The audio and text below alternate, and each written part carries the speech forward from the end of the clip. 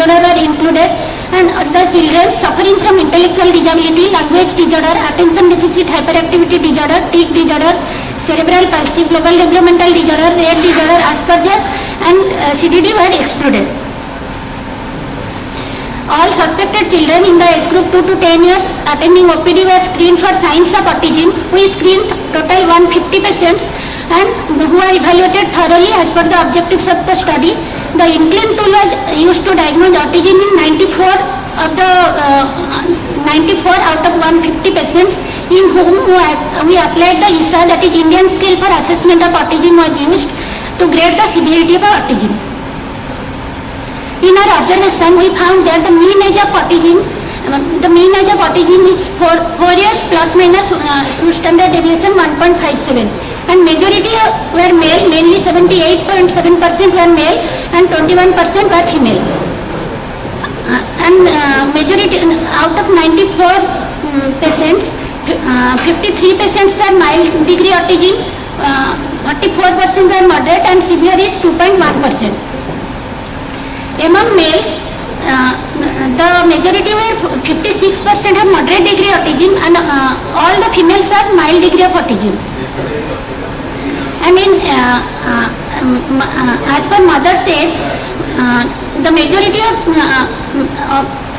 mothers above 35 years and below 35 years are of same numbers, and majority, that is 61% of the children in the more than 35 age group have moderate autism, and 2 of the severe autism are belong to that group also.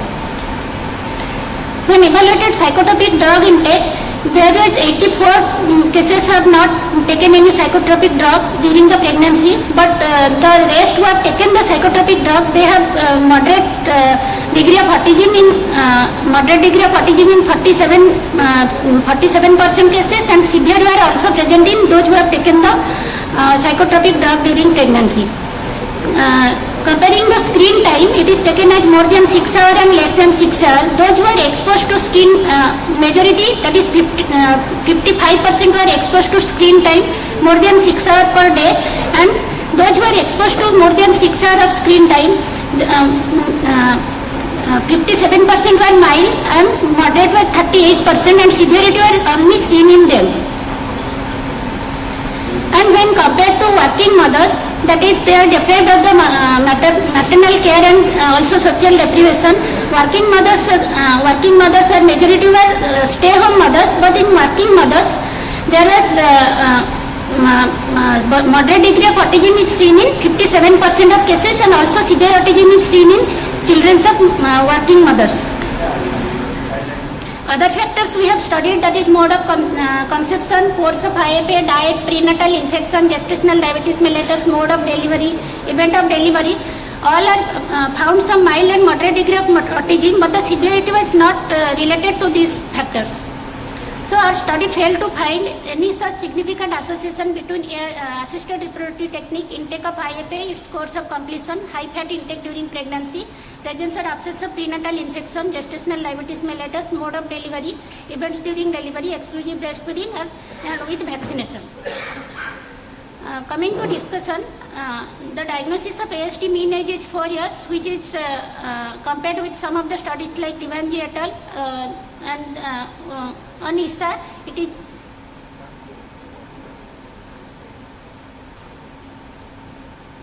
a majority were male, showing clear male preponderance, which is also, as per the previous studies, male and female prevalence ratio of autism is 4:5:1. Also in working mothers, we found more severity of autism, and in those who have taken psychotropic drug intakes, it is also consistent with severity of autism, which is moderate is 47.6%, and those who have high screen time, more than 6 hours, they have moderate degree of autism more, and also severity of autism in seen. So as per IAP guidelines, children less than 2 years should not be exposed to any screen time, and those who are 2 to 5 years should be exposed to less than 1 hour screen time, and more than that they should be monitored. So coming to conclusion, in my study, the mean age of diagnosis of ASD was 4 years, with minimum and maximum age being 2 and 10 years respectively, suggesting a gradual decline in the mean age of diagnosis with early recognition of signs and symptoms of ASD, with growing awareness among parents and caregivers, ultimately leading to early institution of therapy. Age of mother more than 35 years had a significant association with development of ASD and its severity. There was a chance association of psychotropic drug intake with development of autism spectrum disorder and its severity. There is no association of eventful delivery, but prematurity is associated in some of the cases. There is found to be statistically significant association of a child developing exceeded your time, madam. So take home message is environmental factors responsible for affecting degree of autism should be always considered, and as it is a upcoming neurobehavioral disorder, so we should consider the environmental factors while dealing with autism. Thank you. Thank you, Dr. Suprabha. Yes. Any question?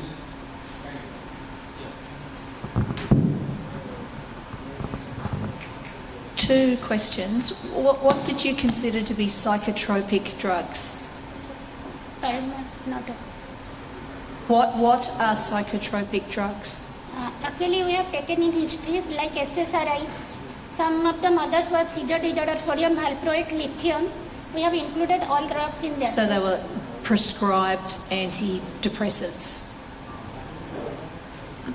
Okay. And then as far as the working mothers go, did you determine hours of work, type of care provided, reason that the mother worked, whether it was associated with poverty? Otherwise, it's not a very good association to make. Ma'am, we actually only asked about how many hours mother is leaving her baby away from mother is not with the baby. Okay, so that association probably means nothing.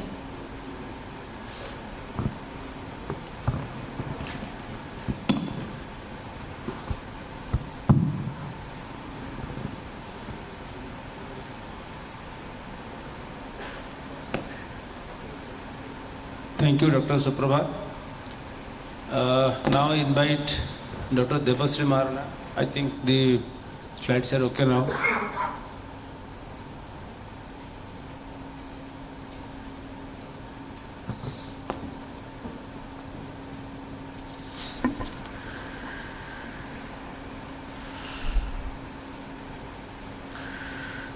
A very good morning to all.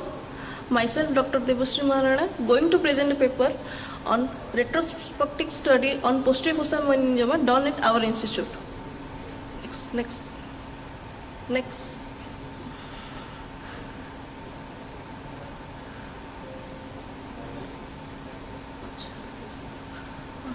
Coming to introduction, meningioma are benign neoplastic lesion constituting about 20% of all intracranial tumor, and posterior fossa meningioma are 10% of all intracranial meningioma.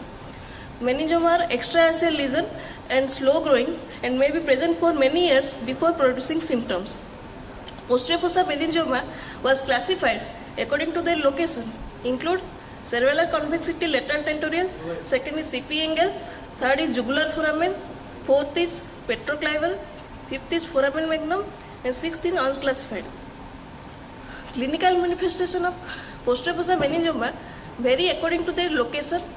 Different surgical approaches were used to excise the tumor, including retrosigmoid, transpetrosal, translabyrinthine, and transcondylar approaches. Now, coming to aim and objective of our study here, to find out clinical behavior and histological subtypes of posterior fossa meningioma in different locations, to find out different surgical procedure used in posterior fossa meningioma.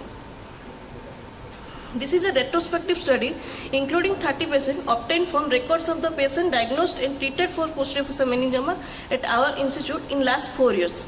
All patients have preoperative complete general and neurological examination, MRI of brain with and without contrast. Different surgical approaches were done depending on the tumor location and the surgeon's preference. All patients had a post-operative CT scan of brain with contrast. Now coming to result, we found that in our study, headache is the most common clinical feature constituting about 80% of the patients, and then different cranial nerve symptoms and signs are there in 70% of the patients. Then location-wise, most common location in our study are CP angle region, constituting about 33.3% cases, followed by cerebral convexity meningioma in 23.3% cases. In histological subtypes, we found that most of the cases we found fibrous and transitional type, both constituting about 33.3% cases. Next were meningothelial and atypical. Then, in our study, in most of the cases we perform retrosigmoid approach in 60% of the cases, followed by suboccipital craniotomy in 23.3% of the cases. Far lateral was performed in 2 cases of foramen magnum meningioma. Subtemporal approach was done in 2 cases of petroclival meningioma, and midline suboccipital and C1 laminectomy done in 1 case of foramen magnum meningioma. Then we found that gross total excision was possible in 60% cases of CP angle meningioma, and in cerebral convexity meningioma, all cases were gross totally excised. In all cases of petroclival meningioma, subtotal excision was done, and 66% of cases foramen magnum meningioma gross totally excised. Now coming to post-operative complication, most common post-operative complication were altered sensorium found in 23.3% of cases, and the new and worsening cranial nerve affect palsy was also seen in 30% of cases, which is most common. Other were infections, CSF leak, and that was found in 2 cases of petroclival meningioma. These are some cases we perform.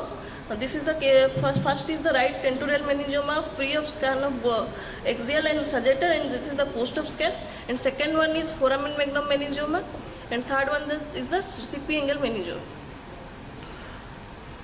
Now coming to conclusion, posterior fossa meningioma are difficult to excise due to close relation to cranial nerve and vessel.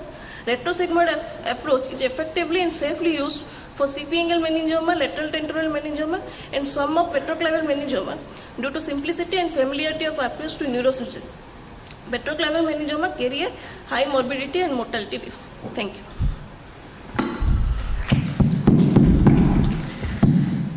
Thank you, Dr. Devasri. Any question from the audience? Yes, please. Yes, first of all, thanks for presentation of your data very honestly,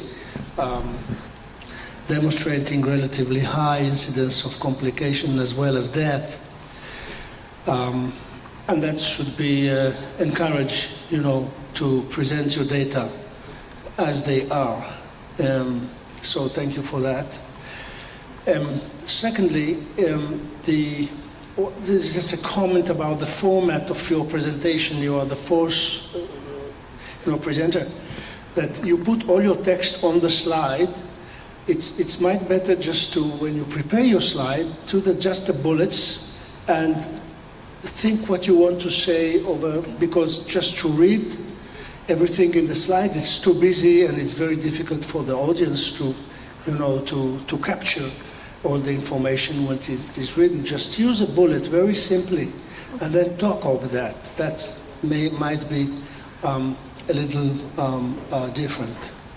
Regarding the series, it's very homogeneous. It's very difficult to give any, because there are different meningiomas, different place, different sizes. We didn't have information about the size of meningioma.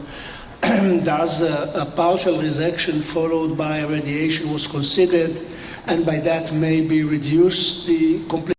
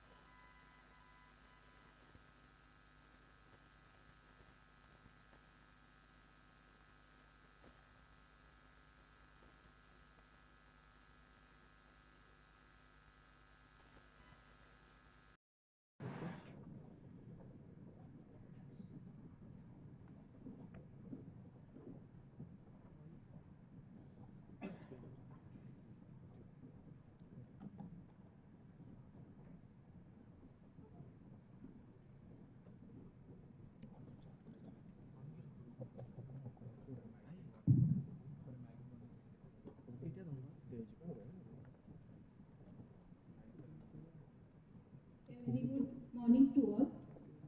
Myself, Dr. Sonalika Vera, cardiac neurology, going to present a paper on spectrum of malignancies presenting with neurological manifestation as a hospital-based study. One of the most frequent and debilitating conditions of cancers is the involvement of nervous system. This is nearly 45% of these patients requiring evaluation of neurological problems. It has been reported that 50% of patients of the population in an oncology center was seen by a neurologist. The National Cancer Registry in India was set up in 1981, and as late as 2009, there is no mention of a neuro-oncology society. This is in contrast to the Netherlands, where a neuro-oncology register was established nearly 3 decades ago, and in the USA, where a law was passed in 2004, making the reporting of nervous system tumors compulsory at a national level. It has been observed that nearly one-third patients seek neurological consultation for brain mets without any prior malignancy. The clinical presentation in such patients vary from subtle hypoactive delirium to quadriparesis depending on the involvement of neuraxis. Apart from scattered few cases reports, there has been no published data which has studied the spectrum of neurological complaints in malignancies. So the aim of study is to study the clinical, radiological and histopathological spectrum of patients presenting with neurological complaints admitted to Department of Neurology in a tertiary care center in India. So this is a prospective longitudinal study done in the Department of Neurology for a period of 18 months from August 2022 to February 2024. In the inclusion criteria, patients with neurological complaints admitted to neurology ward are included. The definition of neurologic manifestation used are the symptoms involving single or multi-neuraxis involvement. The exclusion, the patients with previously diagnosed with malignancy has been excluded here. A written informed consent, detailed history was obtained, thorough neurological examination was done. The presenting symptoms was based on the self-report and reference. The definite diagnosis was made based on the patient's history and physical examination, and specific investigations also. So statistical analysis were done using SPSS 20, and the distribution of continuous were presented in a plus or minus standard deviation. So during this 18-month period, out of 1794 admissions in the neurology ward from those 18 months, 31 patients were enrolled and evaluated. Their cases had a mean age of 46.12 plus or minus 15.02. Out of these, 23 are males and 8 are females.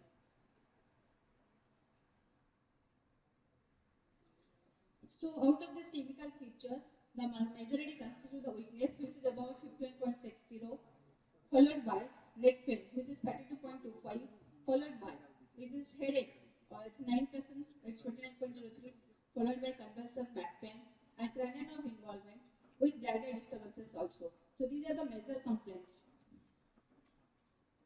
So the site of involvement, majority was on the spinal cord, followed by brain, and one case was found to be involving the nerve root.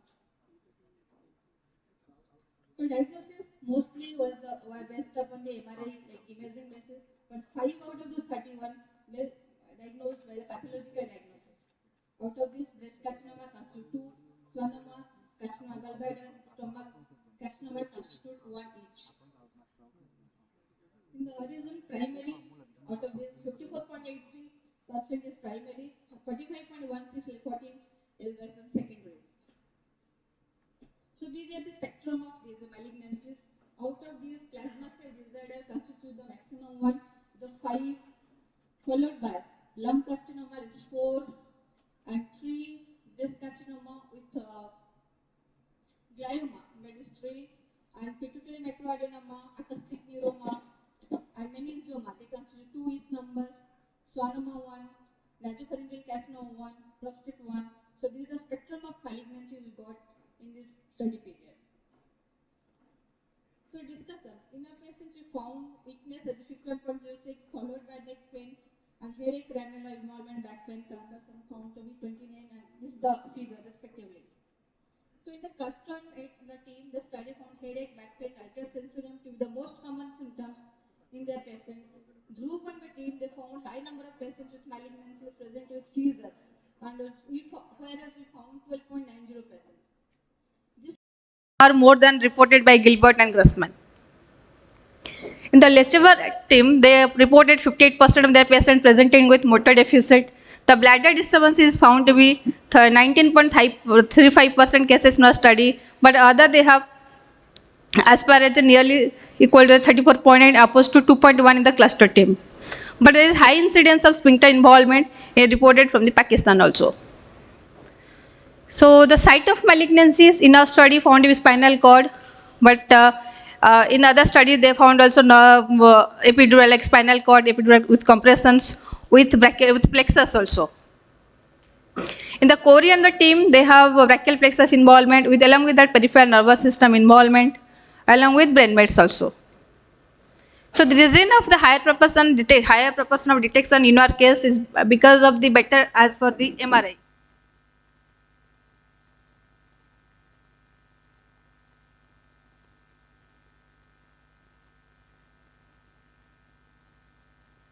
To in other trials. So in our study, the most common malignancy found to be plasma cell disorders, that is 16.12%, followed by lung and breast, which constitute it like 12.90% each. The neuro-oncology register in the Netherlands also lung, breast, and prostate as the most common site of involvement in that order, causing meds. The Machut and the team, they found lung as the most common malignancy, followed by GI tumors. Our finding falls in the line with the reportedly.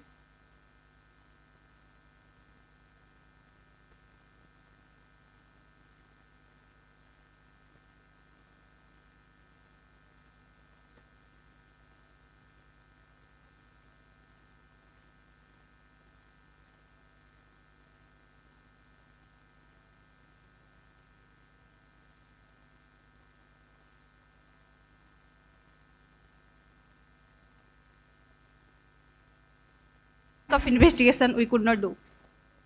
So concluding my statement regarding the neurological consultation with unknown primary organ specific target effect, efforts on the clinical evaluation and system.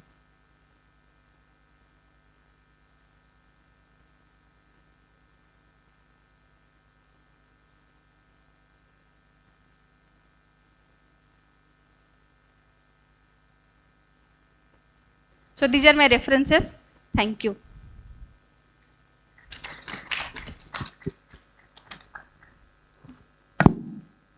Thank you, Dr. Sonalika. You have just exceeded the time.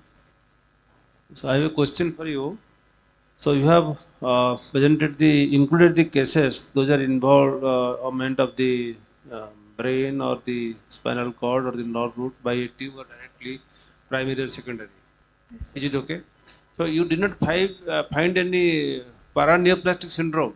So we suspect, mostly I have highlighted one like sensory ataxia, where paraneoplastic is the susceptibility, like is the suspected etiology. What we could not do because of the lack of investigation in our setup, and we could not order in also like from the outside labs also. So because of lack of investigations, we could not do sir the paraneoplastic panel. So mostly the majority of diagnosis was based upon the MRI imaging, and 16.12% is based upon the histopathology, which could do in our like this setting whatever we got in our answer. Okay. Any other question, please?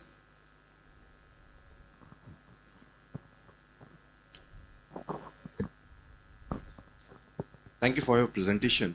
I just have a comment over it because many of these patients who suffer with metastasis or malignancies, they land up in neurosurgery emergencies with seizures and all those things. So there is actually a bias in your study because those patients who presented in the neurology clinic presented to you.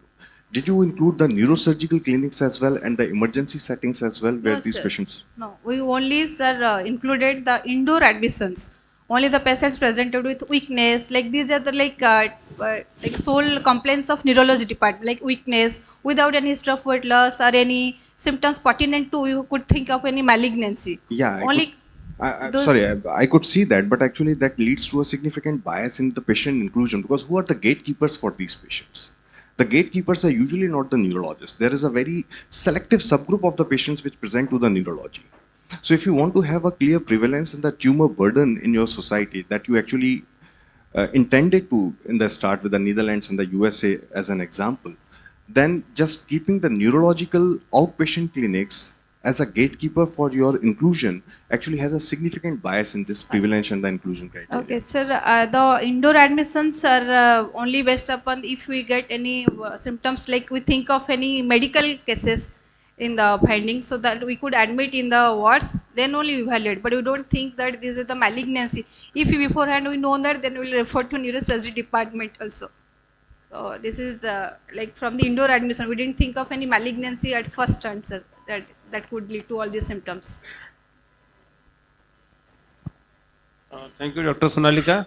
Thank you. So next speaker is Dr. B.R.N. Haripriya.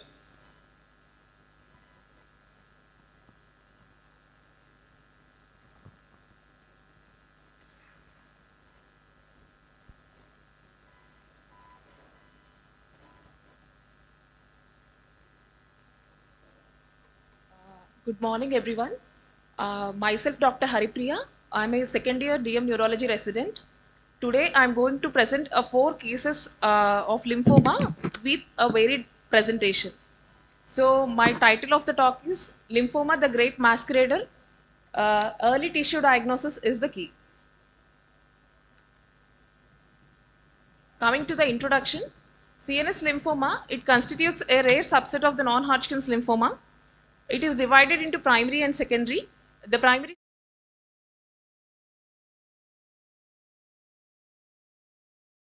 cranial nerves, spinal cord, or the intraocular compartment. It comprises of 3% of all primary brain tumors and 1% of all non-Hodgkin's lymphoma. The secondary CNS lymphoma is the systemic lymphoma which has disseminated to the CNS. This is the case 1. A 34-year-old gentleman who presented with a history of acute right horizontal diplopia for 1 week, 3 years back, and followed by multiple episodes of left focal sensory aware seizures for 3 weeks, 6 months back, and 3 episodes of left focal to bilateral tonic-clonic seizures 4 months back, and loss of recent and working memory for the past 3 months, and altered sensorium with persisting seizures for the past 1 month. At the time of presentation, he was drowsy with a GCS of E3, V2, M3, and the vitals were stable with a normal general examination. And the neurological examination did not reveal any much findings. Coming to the investigations, we have did the CSF, which showed only slightly raised protein. EEG revealed a grade 2 encephalopathic changes, and bone marrow examination was normal. And MRI, in the MRI, we found that there were a multiple confluent T2 and flare hyperintense lesions in the subcortical frontal parietal regions, right more than the left.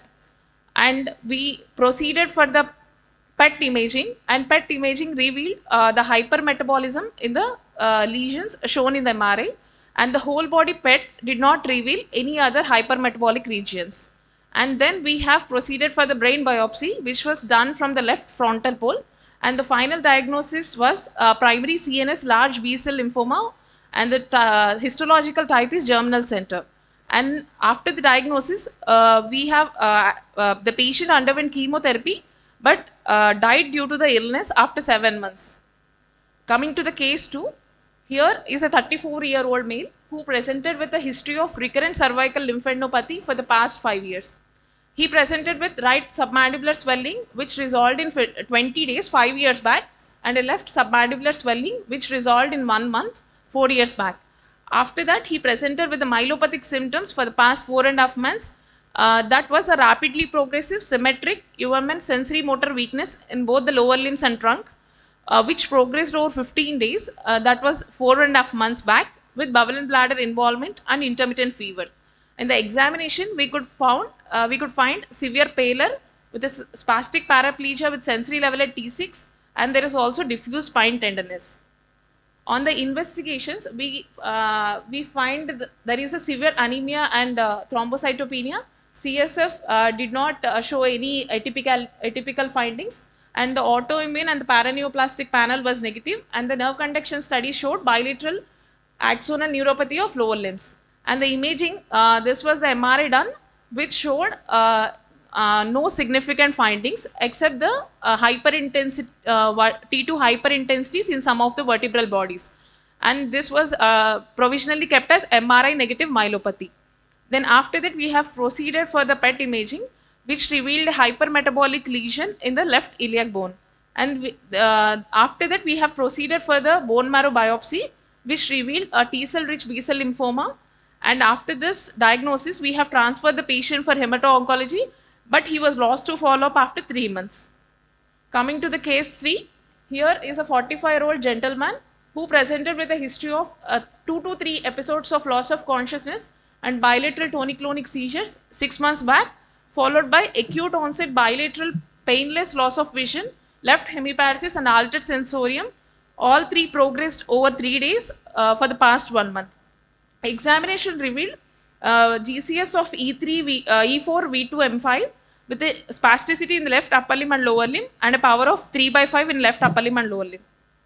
And investigations at the time of admission, we could see T2 flare, diffuse confluent hyperintense lesions predominantly in the bilateral occipital, also involving the left frontal. Right frontal initially. After that, 1 month later, the repeat imaging was done, which showed increased lesion size and also in the number of the lesions that has also involved the left frontal region. But the brain biopsy could not be performed due to the poor GCS, and the patient expired after 1.5 months. After that, we have proceeded for the autopsy. So in the autopsy, grossly we could not find any abnormality. And in the midbrain and pons, there is a areas of intraparenchymal hemorrhage. So in the histopathology, we could find the intraparenchymal and the subarachnoid blood vessels are occluded with atypical lymphoid cells, and this gave an impression of a primary intravascular large B-cell lymphoma. Coming to the case 4, he is a 54-year-old male who presented with a painless right eye vision loss, which progressed over 15 days, 8 months back, and skin lesions for the past 7.5 months. Right lower limb flaccid sensory motor weakness with foot drop for the past 3.5 months, fever for 1 month, and right eye orbital cellulitis for past 1 month. On examination, we could additionally find madarosis was there, and also the bilateral common peroneal nerve thickening and tenderness. And initially, we suspected lepromatous leprosy with type 2 lepra reaction. But after further investigation, we find that there was a mild anemia with a hemoglobin of 9.5, and a nerve conduction study revealed bilateral lower limb axonal neuropathy, and MRI imaging showed abnormal heterogeneous intraconal soft tissue encasing the right optic nerve. And after this, we have proceeded for the skin biopsy, and right eyeball evisceration was done. In the skin biopsy, there was a cutaneous T-cell lymphoma with infiltration of the lymphoid cells, and in the eye tissue, there was an extranodal NK T-cell lymphoma. And after that, we have proceeded for the bone marrow to rule out any primary systemic lymphoma, but that did not reveal any lymphomatous infiltration. Now the patient is undergoing chemotherapy. And conclusion, primary and secondary CNS lymphoma, these can mimic various demyelinating infectious inflammatory diseases even in immunocompetent persons. And there is a need for great index of clinical suspicion, and early and extensive evaluation with close follow-up is needed in these patients, and early tissue biopsy is mandatory for the diagnosis. Thank you. Thank you, Dr. Haripriya. So, in the last case, there was a presentation as a Hansen disease, and again it proved it to be lymphoma. Yes, sir. In the first case, the initial working diagnosis was the tumefactive multiple sclerosis, sir. He had received multiple cycles of steroids, Plex and rituximab also. But even after that, he progressed and there is a lesion development was there. So ultimately, we did the brain biopsy. And in the second patient, the patient presented with the recurrent lymphadenopathy. So that was spontaneously resolving.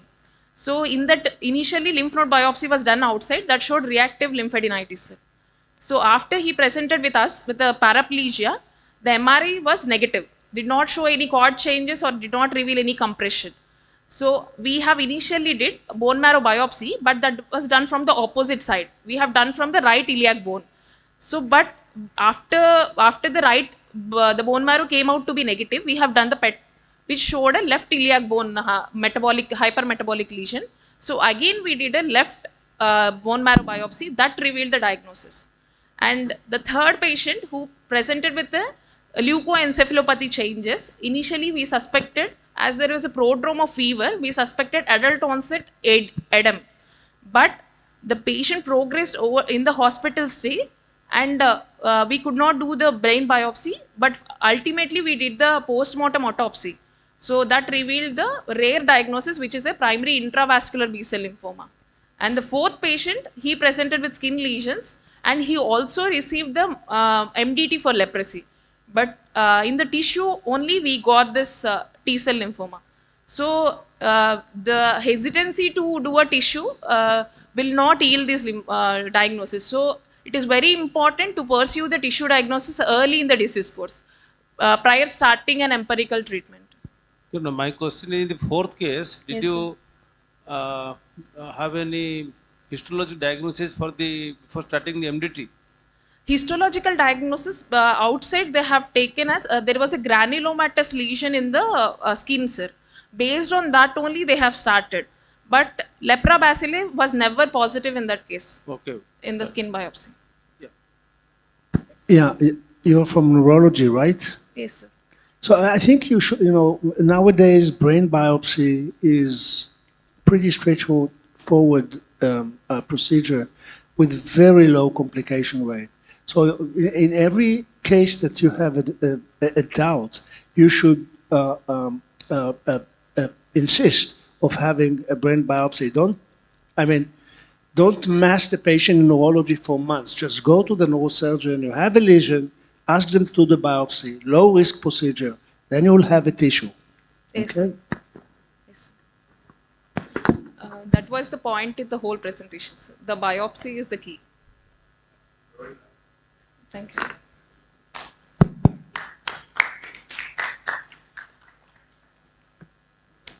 Thank you, Dr. Haripriya. Next speaker is Dr. M.V. Divya.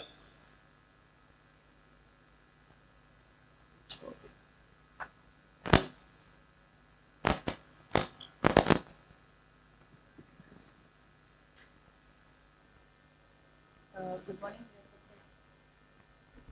Good morning, respected delegates and neurosurgeons and neurologists and my dear colleagues.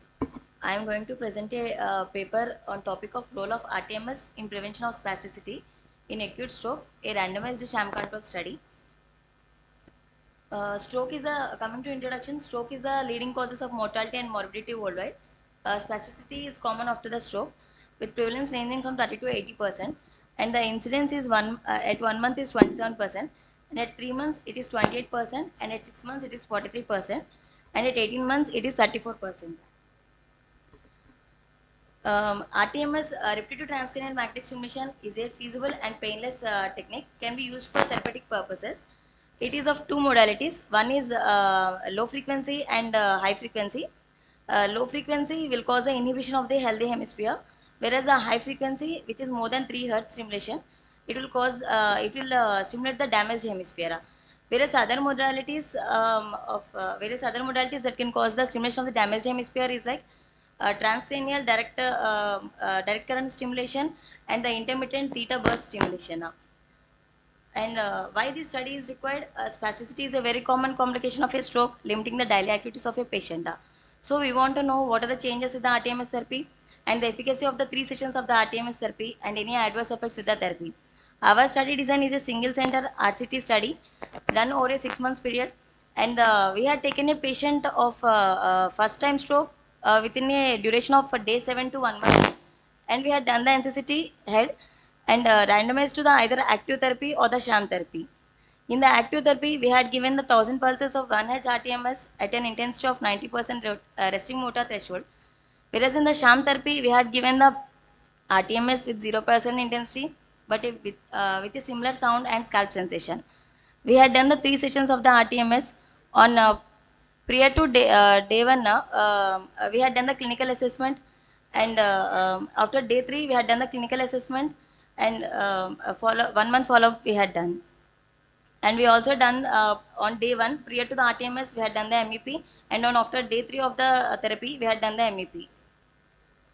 And coming to methods, we had taken the outcomes at 1 month, where the primary outcome here is like a modified Ashworth score, which is the spasticity score improvement at 1 month, and the secondary outcome is MRS improvement at 1 month, and the motor function improvement, which is measured by the digital hand dynamometer, and the cortical spinal excitability, which is measured by MEP amplitude and the latency after the third session of the therapy.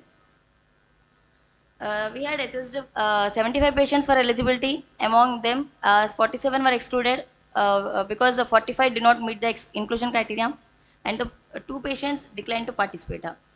So, total 28 patients were randomized. Among them, 14 were randomized to the RTMS therapy and the 14 to the sham therapy. So, two patients in the sham therapy has lost to follow up. So, we analyzed the 12 patients in the sham therapy and 14 patients in the RTMS group. These are the baseline characteristics of the patients. There is no much difference between the in the age between the RTMS and the sham therapy, and there is no difference in the sex as well as type of stroke between the two groups. And the hand grip at the baseline between the two groups is not different, no difference between the group. And at 1 month also there is no difference. MRS at baseline, there is difference between the RTMS and the sham group. With there is more MRS is there in the RTMS group with significant value of 0.001. Coming to this is the bar graph showing the mass and the modified Ashworth score. This is the first graph showing the at the shoulder level there is significant reduction in the spasticity after the therapy, and the middle bar showing the at the elbow and the last bar at the wrist. There is reduction in the spasticity after the therapy at the shoulder, elbow, and the wrist, but significantly found at the elbow and the wrist. Among the sham therapy, there is increase in the spasticity at the 1 month follow-up at the shoulder and elbow and the wrist, and it is significantly increased in the at the level of shoulder. This is the MEP. There is an increase in the amplitude after the therapy in the RTMS group, as well as there is increase in the latency after the therapy. There is significant reduction and prevention in the spasticity at elbow and wrist in the RTMS group at 1 month compared to the sham group. And whereas in the sham group, there is a significant increase in the spasticity at the 1 month follow-up. But no significant side effects were found in the either group. Compared to the previous studies, Galvo et al. Have shown a similar improvement, but among chronic stroke patients, they had done. Till now there are no studies in the acute stroke patients which compare the spasticity before and after the RTMS, and ours is the first study. I am concluding that low frequency RTMS can be applied to the contralesional hemisphere, which can be helpful in preventing the post-stroke spasticity.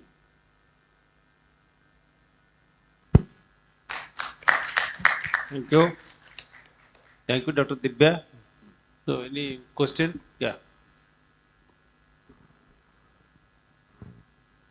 So very well done on presenting some original randomised research. Be great if you were facing the audience when you were talking, not the screen. But I was just wondering, did you do a power calculation in advance? Because many of your outcome measures were not significant, but perhaps with bigger numbers, given what's in the literature about this therapy, they would have been. So did you work out in advance how many patients you needed to be adequately powered for your question? Sorry, I couldn't get you right.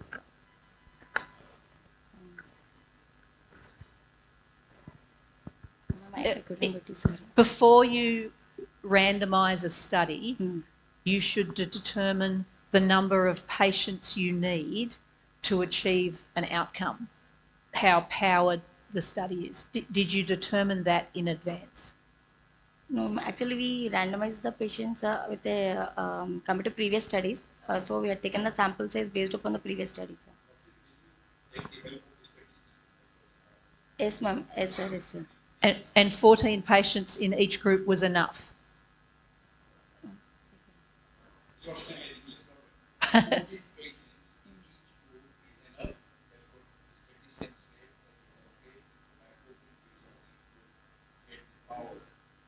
Yes, sir.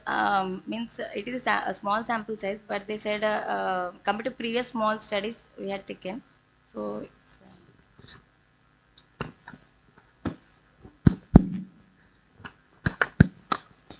Yeah, please.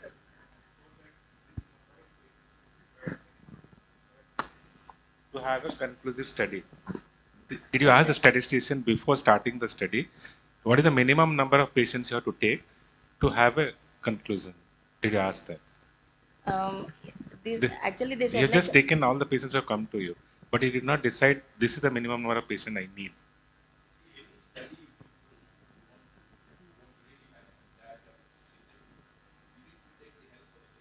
yes, sir, we had taken the help of statisticians, sir. They may,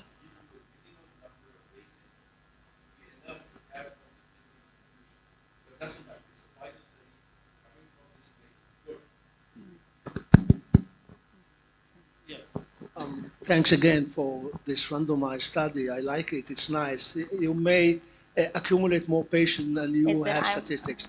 But what's interesting, for me at least, what do you think is the mechanism by which transmagnetic stimulation improves the outcome? How does it work? sir, Do you actually, have any suggestion? yes, sir. Actually, in the stroke, the normal hemisphere, that is contralateral side, will have the neuroplasticity. Here with the RTMS, we are trying to stimulate the normal hemisphere, which will inhibit that hyperexcitability. And in the abnormal hemisphere, it will cause excitation. That is the.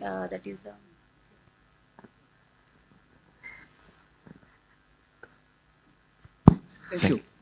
Thank you. Very, very interesting study. Can I just check whether the RTMS you do, is it navigated or it's really just on the surface where you think the motor area is? No, sir. Actually, we do not use the navigator. We had based upon the we had kept on the motor cortex area, which stimulates the FDI. So, basing upon that, which is with the maximum amplitude, that is the area we had taken. We had not used the navigator. Thank you. Second question is, I might have missed this. You mentioned about the stimulatory and the inhibitory. Did you find a difference? Which is, you mentioned about the contralateral side, which is the one. So is in your RTMS strategy, is it better for stimulatory versus inhibitory? Thank you. Which is better, the inhibitory or the stimulatory RTMS? We are thinking like inhibitory is a better, sir, in the normal hemisphere. So we had done that. Okay, thank you very much. Thank you, Dr. Dibya. Next speaker is Dr. Sachidananda.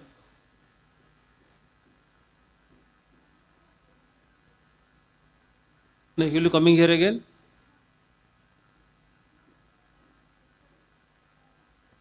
He is not supposed to come here. Yeah. Next person is Dr. Vidyasagar. Dr. Vidyasagar, is he here? No. He has registered for the short, poster. So it is over then. No more speaker.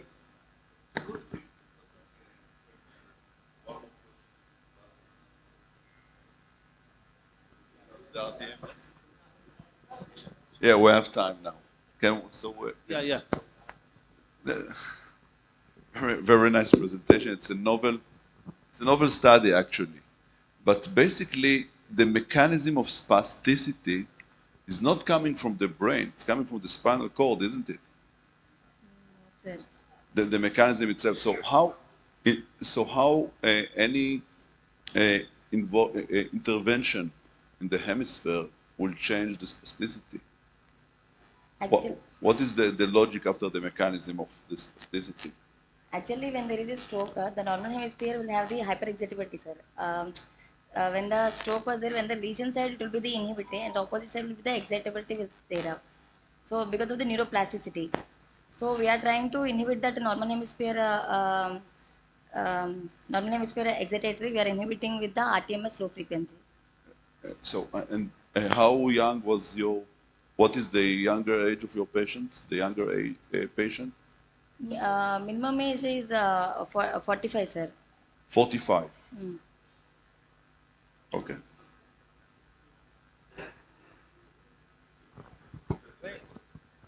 If you decrease the firing from the brain to the cord, that may affect, but by magnetic stimulation, which decrease the firing rate down to the cord, may intervene in the spasticity. But we need more patients to be certain about the result.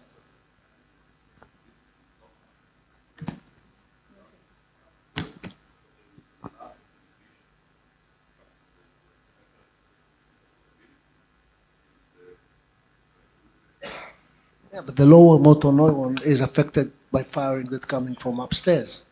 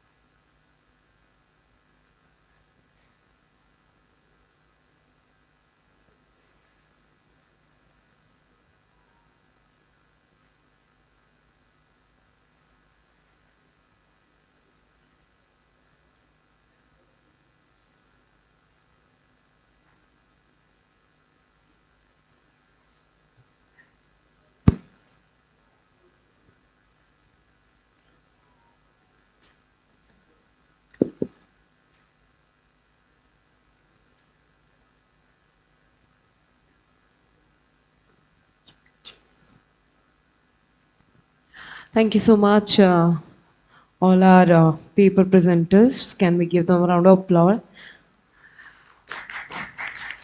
So, moving towards to our plenary session 1, which is AI in neurosurgery. And to chair the session, may I please invite on stage Dr. Aryan Sahu, Dr. Sanjeev Mishra, and Dr. V.K. Kwanar, Dr. Prafulla Kumar Sahu, and Dr. S.S. Mishra. May I please request Dr. B.K. Kwanar, Dr. Prafulla Kumar Sahu, and Dr. S.S. Mishra to kindly present on stage to chair the session on AI in neurosurgery.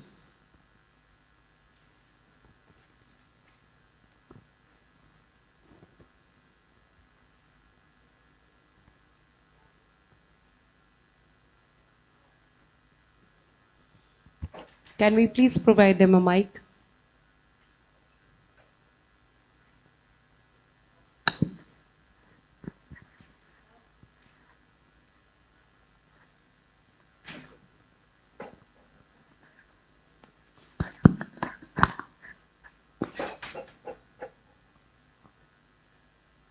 Good morning. This is the first session as a plenary session. It is rather a debate on the topic recent advances in artificial intelligence in neurodiagnosis and treatment.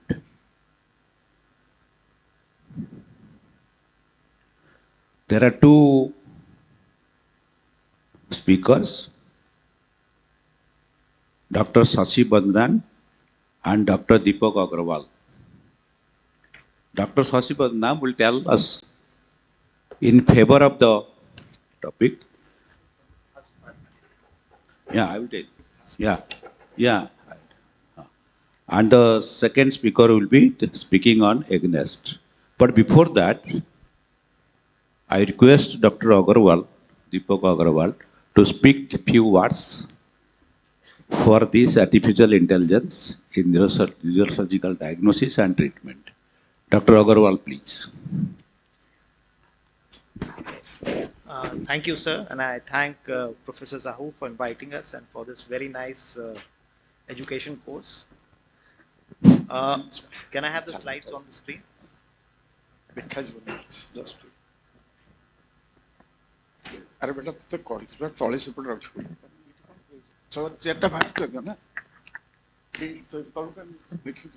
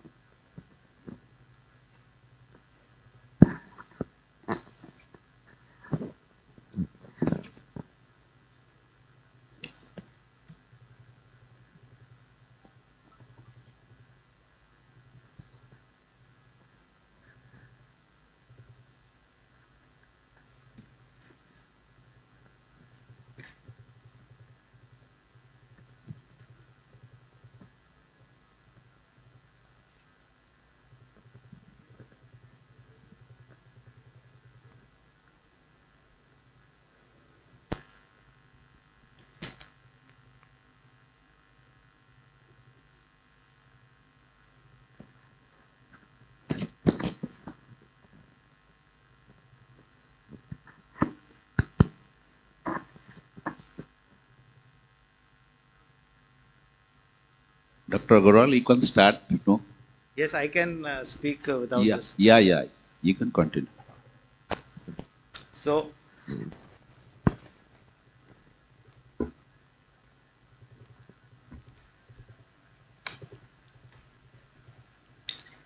there are, if we talk about AI neurosciences, it has exploded in the last few years. And I think if this is the time for anything, AI in healthcare is the time to be. However, I would say cataract is the third most common cause of blindness. In healthcare professionals, the first and second causes are miscommunication and lack of knowledge. That is why AI is so poorly understood in our community.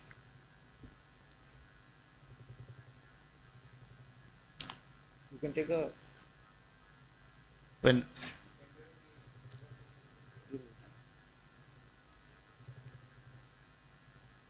if we talk about the basics of AI, we have all done statistics during our research and logic.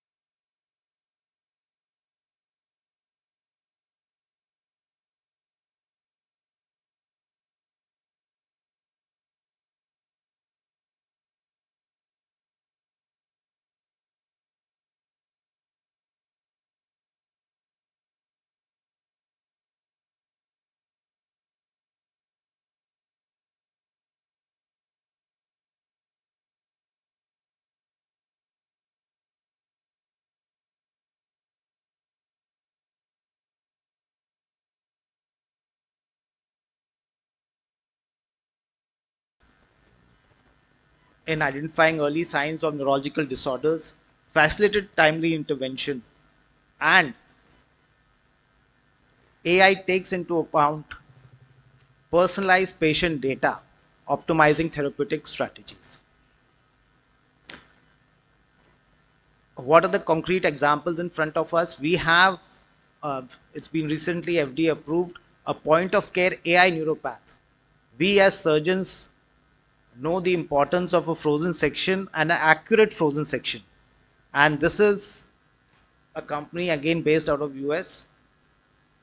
What it does is you can take brain tissue or any tissue for that matter, put it on a slide, put that slide directly into this machine, and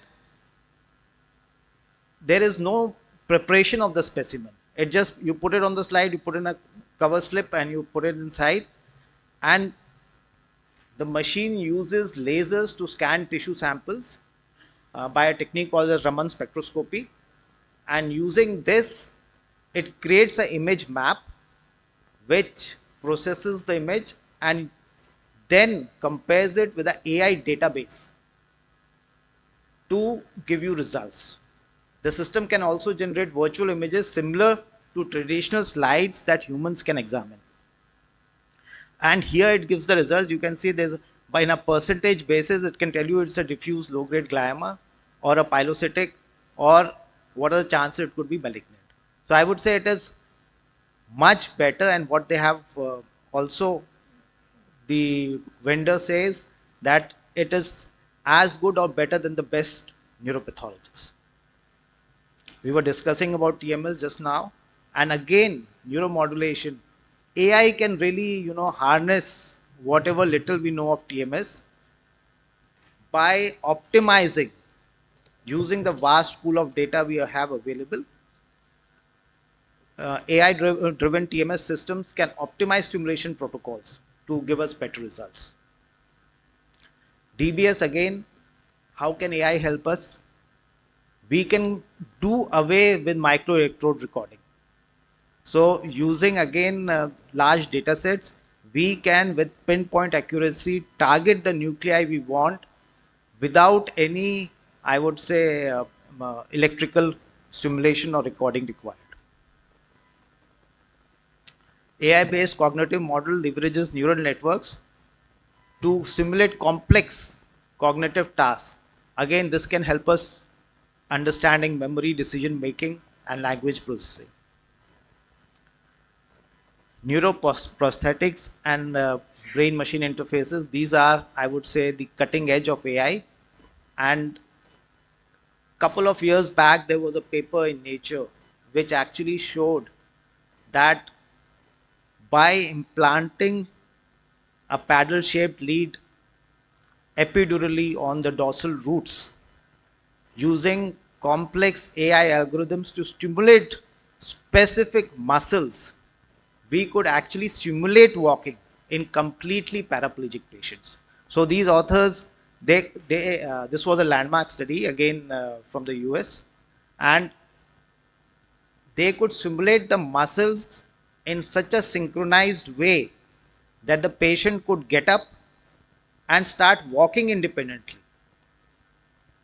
And they have shown that patients could also do other activities such as swimming, kayaking, and other exercise activities using this method.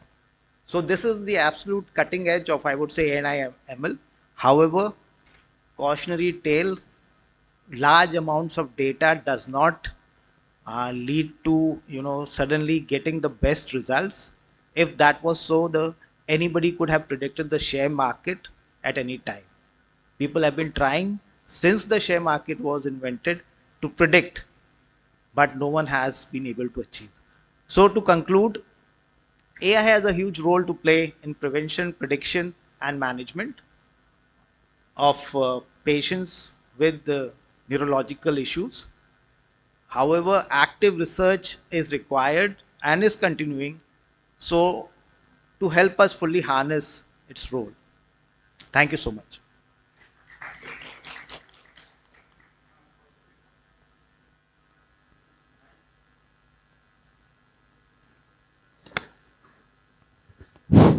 And thank you very much for your presentation.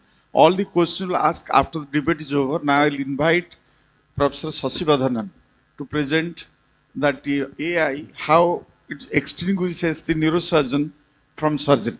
Professor Brigadier Sasivadhanan.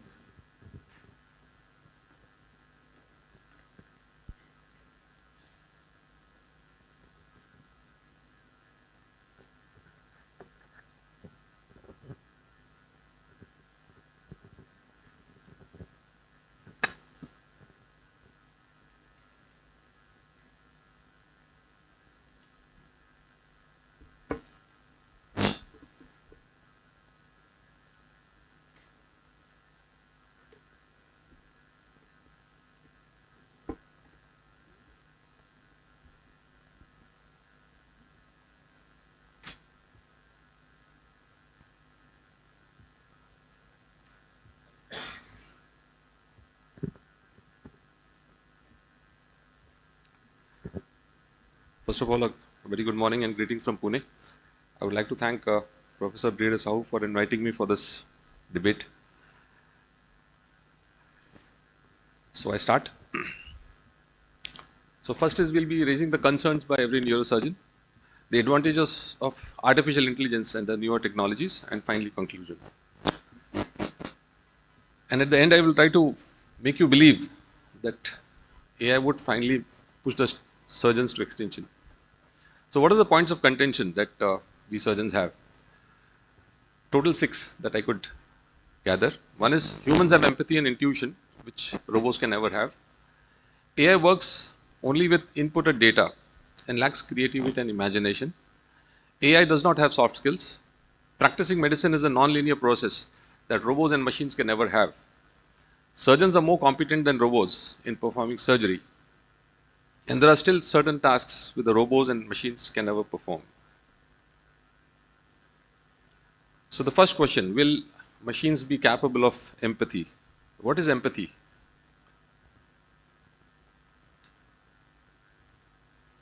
So before that, what are the skills that are required from a good surgeon? The Royal College of Surgeons says that should be a specialist in knowledge, leadership, experience, and so on.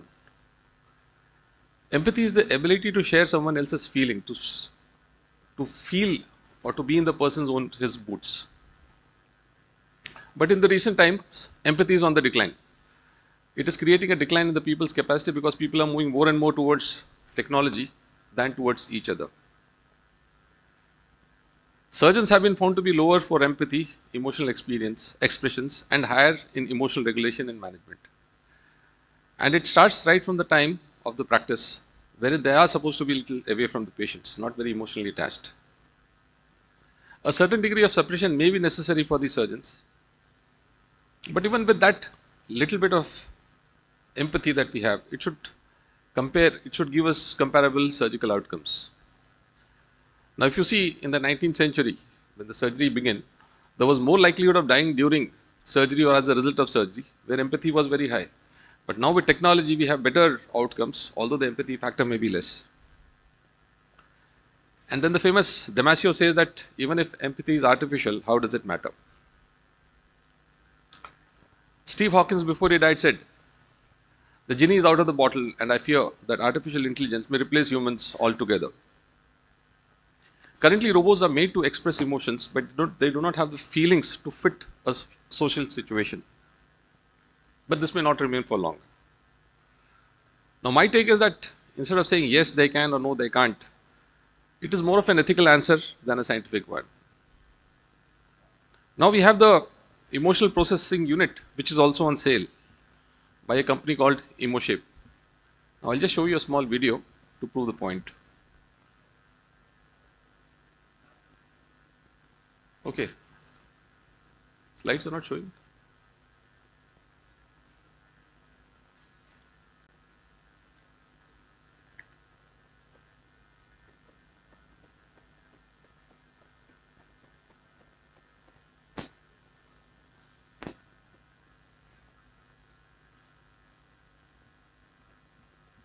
So this is the video.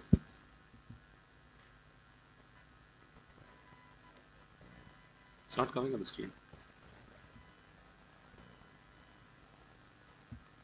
This video is not coming on the screen. Yeah. So that's the EmoShape which has been coming in the market. It has got 64 trillion emotions which can be comprehended in 1/10 of a second.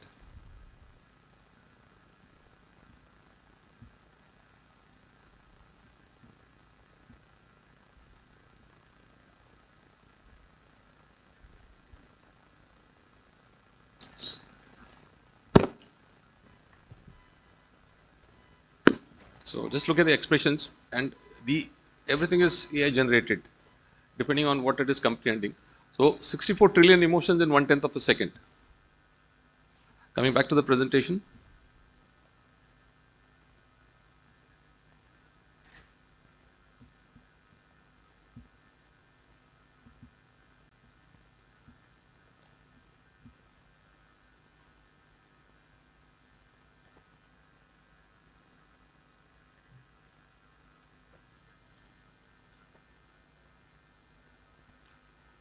So anyway, I look here. So the EU chip, it makes artificial intelligence situationally aware. AI is soon to develop creativity and imagination. Already we can see writing prose, poetries and composing music. One of the competitions in Colorado, it also won the first place in the digital category. AI is competing with humans and destined to win in the future. At the moment, at least, it is as well as the average human. Artificial empathy may prove good to be in the near future. So empathetic AI would allow people to widen their perspectives and initiate a different set of positive what ifs instead of being fearful for it. The next point which I come is surgical decision making. Who is better? The traditional thinking of the surgical decision making is a non-linear process that machines can never gauge. Now, it's a very complex process which requires a lot of factors which come into play, and surgeons are bound to make a mistake. Now, the decision making paradigm is very complex. Like on the other side, on the left, right side, you find is effective methods, on the left is the ineffective methods. So, any kind of ineffective method would lead to poor patient outcomes. And then there are a lot of biases in surgical decision making. For example, framing bias, overconfidence bias, commission bias, anchoring and recall bias. And one of the most difficult biases to control is this, corruption. During intraoperation, during the surgery also there are many intraoperative variables. For example, visual perception, tactile perception, motor skills, error, memory and knowledge. And humans do make mistakes. If you see the statistics, as per the WHO, third leading cause of death in US is medical errors. India, we don't have the particular data, but then it says 9.5% of the hospital deaths occur due to medical errors, which is because of humans. So surgeons are prone to making wrong decisions. That is because of uncertainty, complexity, decision fatigue. The last line, tendency to operate is higher when a doctor is relatively well rested and decreases as the doctor makes more and more decisions. Now there's something called the cognitive load theory, which says that the memory is limited, so there is too much of load on the brain. So we have certain non-linear decision-making processes, which Professor Agarwal also discussed. Like there are methods like non-linear regression, clustering, decision trees, non-linear supportive vector machines, artificial neural networks. And most of them at the moment we have the predictive analytics, which is already giving better, smarter and data-driven decisions leading to overall improved patient care. Now AI is the solution because it can help us in augmenting decisions, consent process, identification, mitigation and all aspects of patient care. So there has to be a move which is happening from suboptimal to optimal decision making. On the top red part you see is the EHR data where we used to use or still using the additive models, wherein the outcomes may not be predictable. But the moment you start having artificial intelligence into the picture, there's better patient-surgeon synergy, efficient and accurate assessment and better outcomes. So the factors, the AI, the AIs which are helping in all the three parts is artificial intelligence, supervised machine learning, unsupervised machine learning and deep learning and reinforcement learning also. So automated artificial intelligence models fed with live streaming EHR data can address all of these weaknesses. The challenges are there at the moment, for example, standardization of data, monitoring and ethical challenges. We need to move from surgical simulators to simulators that focus on decision making, where the AI is helping in a big way. Now humans are more skilled than the robots in surgery. So let us see the classification of AI. Now as per this, the level of autonomy of an AI tool can be judged from 0 to 5, wherein 0, the surgeon performs all the tasks, and at the end of the spectrum is 5, wherein no human needs to be in the loop and the robot can perform the complete surgical procedure. Now I'll just give you a small video of how the automation is there.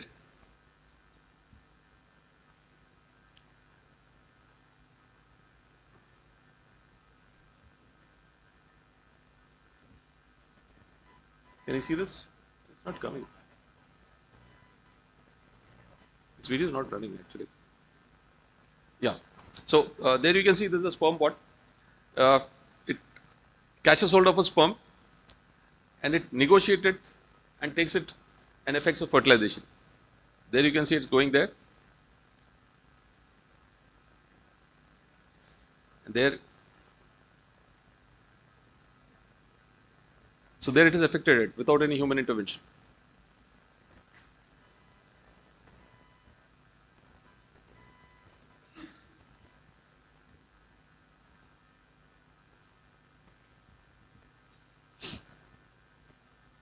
Problem with the rotation. Yeah. So the robots also are getting smaller and technically more better. Now this is an assembly robot wherein you taken a small pill, it assembles into the abdomen and does it work. Then there are the nanobots. And latest is the nano knife, which is going on from the cellular to the subcellular level, wherein you have to cut an axon, which is maybe a 1 micron to a 20 micron dia. And to cut this kind of a minute work, of course, the human hands cannot do it. It has to be done by the machines. So these are all, of course, these are all proof of experiments. They have done it on the sciatic nerve in the animal models, but they have been able to cut and operate at the subcellular level, and it is soon going to transform into the human domain. Then we are at the level, I would say that on the basis of proof of experiment, we are at the 4.5 level of autonomy. Wherein this again, the star robot which came around 4 years back, wherein they could do a complete laparoscopic surgery on a pig without a backup, and it was found to be significantly better. The robot took longer than a human, its sutures were much better, more precise and uniform with fewer chances for breakage, leakage and infection. So if it is transformed into the GI surgery, I am sure sooner or later it would be coming into the neurosurgery part. These are all the various comparisons which have that are done between the normal surgeon and the AI. This video I won't be showing for paucity of time.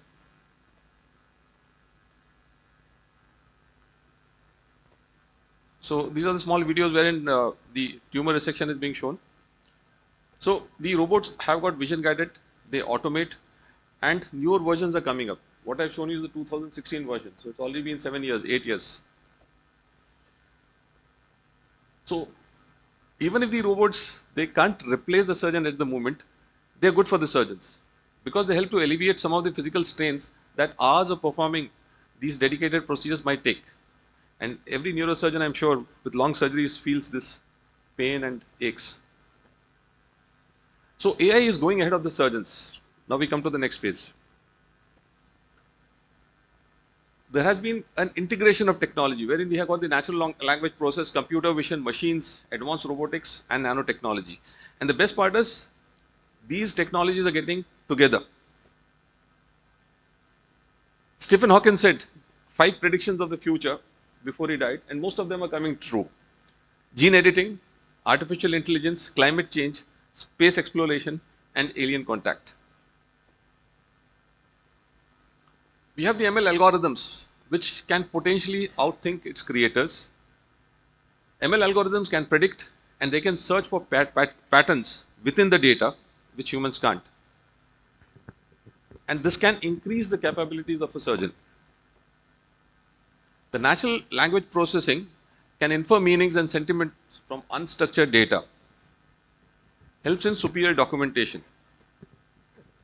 Computer vision focuses on high level of concepts, and some studies have shown that laparoscopic videos has yielded 92.588% accuracy in identification of a surgical procedure. The AI explosion is unpredictable.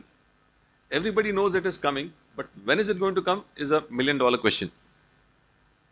We have the automated cars already in the market, which is a combination of advanced robotics, computer vision, and neural networks, which has led to the advent of these cars.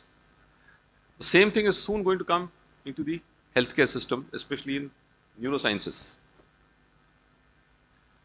There are certain specialties at risk. Radiologists. Now, some of the big people in the industry have predicted that 50% of the all jobs would be over by the next decade. Machines will constitute 80% of the doctors. And it is quite obvious that we should stop training radiologists, says Professor Jeffrey Hinton. Radiologists are the coyote, already over the edge of the cliff, which hasn't looked down yet. This survey was conducted in 2021, wherein 37% felt that, yes, within 20 years, doctors are going to be replaced. Now, what is the kind of data capture that is going on? Now, it is estimated that 2.5 quintillion bytes of data is generated each day, and one person creates around 1.7 MB of data. 90% of the world's data was collected in the last 2 years. So, data is being collected very rapidly by these AI machines. And no wonder, 91.6% of the Fortune 1000 companies have already invested big time. Now, see the computational capacity over time. If you see on the left side of the graph, 1998 it was 1.3 T. Whereas, as you come in the last 4-5 years, see the rise in which the computational capacity has increased. There is a question of fear, because we recognize that the robots aren't going to remain passive instructors, following machines for long. Like other forms of advanced AI, we hope that policymakers can keep this kind of a technology in check so that we get all the benefits. Now, Ray Kurzweil, he says when that happens, humanity, our bodies, our minds, and our civilization will be completely and irreversibly transformed. He predicts that the end of human civilization, as we know, it's about 30 years away. Now, this exponential growth, what is the implication? AI architecture would double its performance every 3 years, and by 30 generations, it would exhaust all further improvements. So, this might take around 6 years. Whereas humans are limited by the slow biological evolution. They just cannot compete and eventually are going to get superseded. The growth rate, you see this, and you see on the left, see the exponential rise. So what are going to be the future trends? Starting with central processing unit, going to graphical, network, emotional, and quantum processing unit. Then there's a law of technological singularity, which says that according to this, there's going to be a runaway reaction, in which it's going to be an explosion, and the explosion in intelligence and it would result in a powerful super intelligence that quantitatively will far surpass all the human intelligence. So it's going to happen. This is one of my papers which I published 5 years back on use of data for knowledge network in neurotrauma. And now it is going much ahead of it in the last 5 years, in these 5 years. Already the predictive analytics have given you a lot of inputs on management of neurotrauma. So what's going to be the surgical care of the future? It's going to be convergence of physical, digital, and the biological worlds. Gene sequencing, stratification, prediction of disorders, and this data is stored. So the medicine in the future is going to transform into predictive, preventive, personalized, and participatory. Deployment of hybrid technologies are going to be the in thing.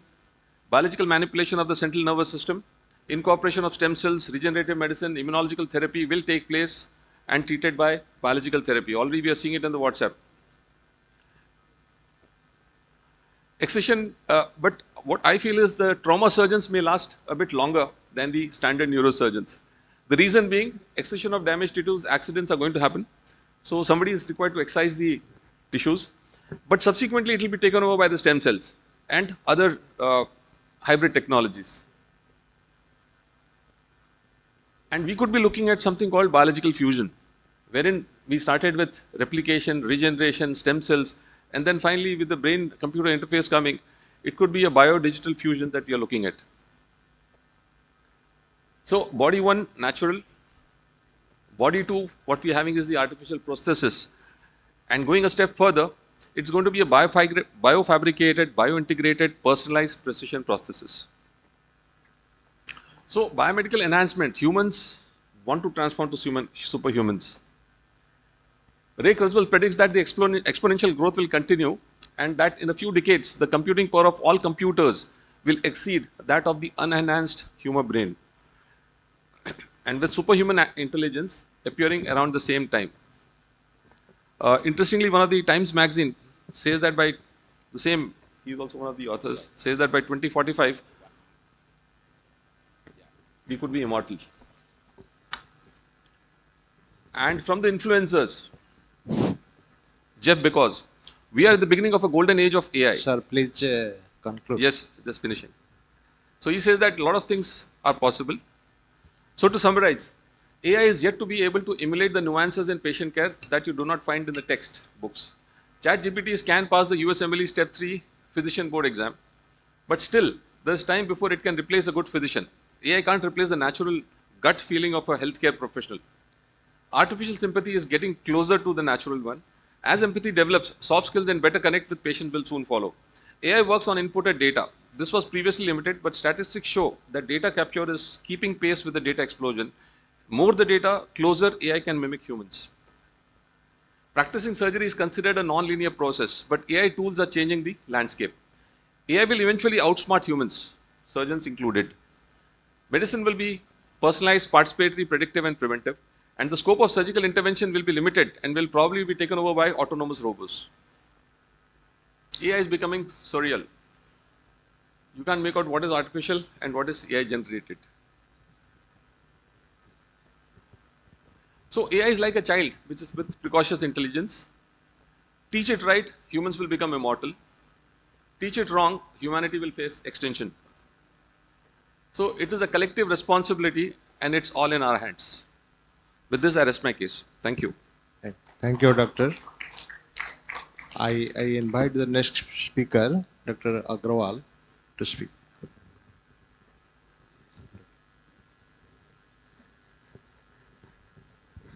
Can I just request the speakers to keep into time? So we have a very tight schedule. For the education courses, it's important that we stick to that. We have guest speakers, they have to give their talks, so please stick to time.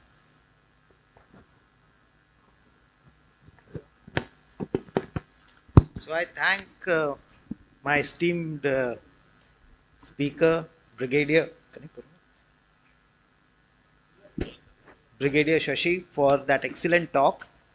And what I would like to say from my side, keeping in the spirit of debate,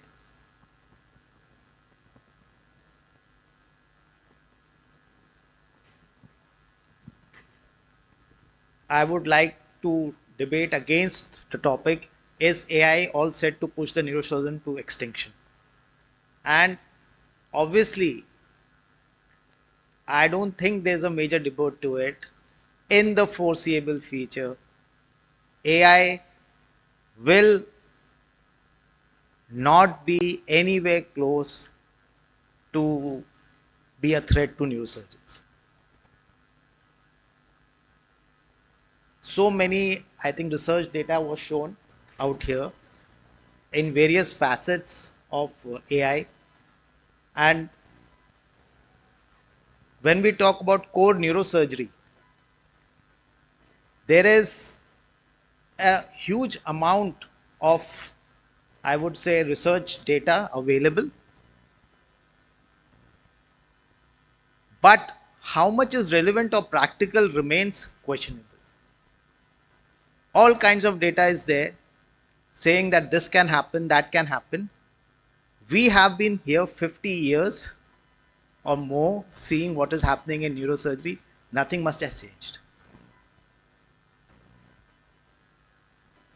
The only thing we have learned is the more we learn, the less we know. As we become more experienced, we become less aggressive in our surgical endeavors and more tempered in our outlook towards patients. And the reasons are not far to find. There are so many variables and intricacies which we have barely scratched the surface of. AI can only improve if a significant number of these variables are factored in, which we ourselves don't know. Neurosurgery often requires split-second decision making and adaptability to uncertain, unexpected situations, especially during procedures. Even thinking that AI will be able to do it, as of now, is unthinkable.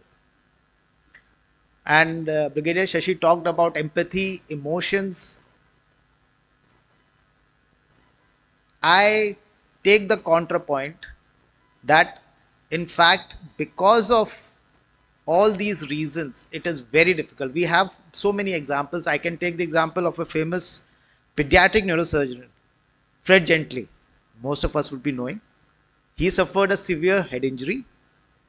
He was taken to the hospital, M1, pupils fixed dilated, from the site of the accident to the hospital within 5 minutes. He was number one, he was the head. Number two said don't operate because all data shows that there is no use of operating on an M1 patient with fixed dilated pupil. The family insisted. They said we don't care. Please go ahead. Even if there's a 0.1% chance, please go ahead and operate. And they operated and he came back.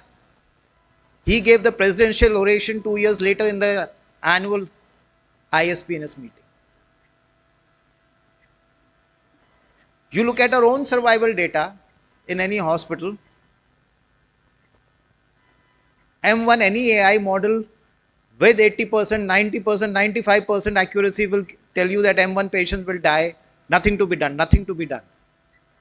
Yet, all our practical data shows that a certain percentage of people will survive with good outcomes.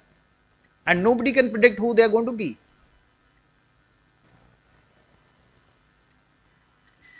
There is so much variability in everything we are doing. Variability in the anatomy, variability in the physiology. It is very difficult at this current point of time to factor everything to say, okay, now you can take over as a robot and do it.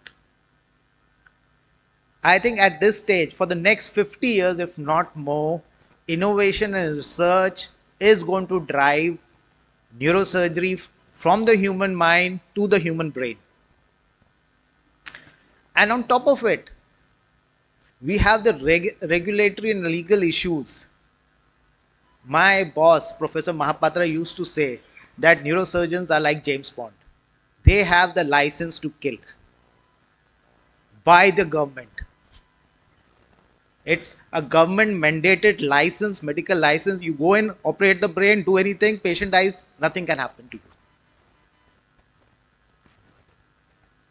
Will the regulatory, I would say the authorities would be so kind with the vendors or the robots or the AI to go and kill patients? No, it's not going to happen.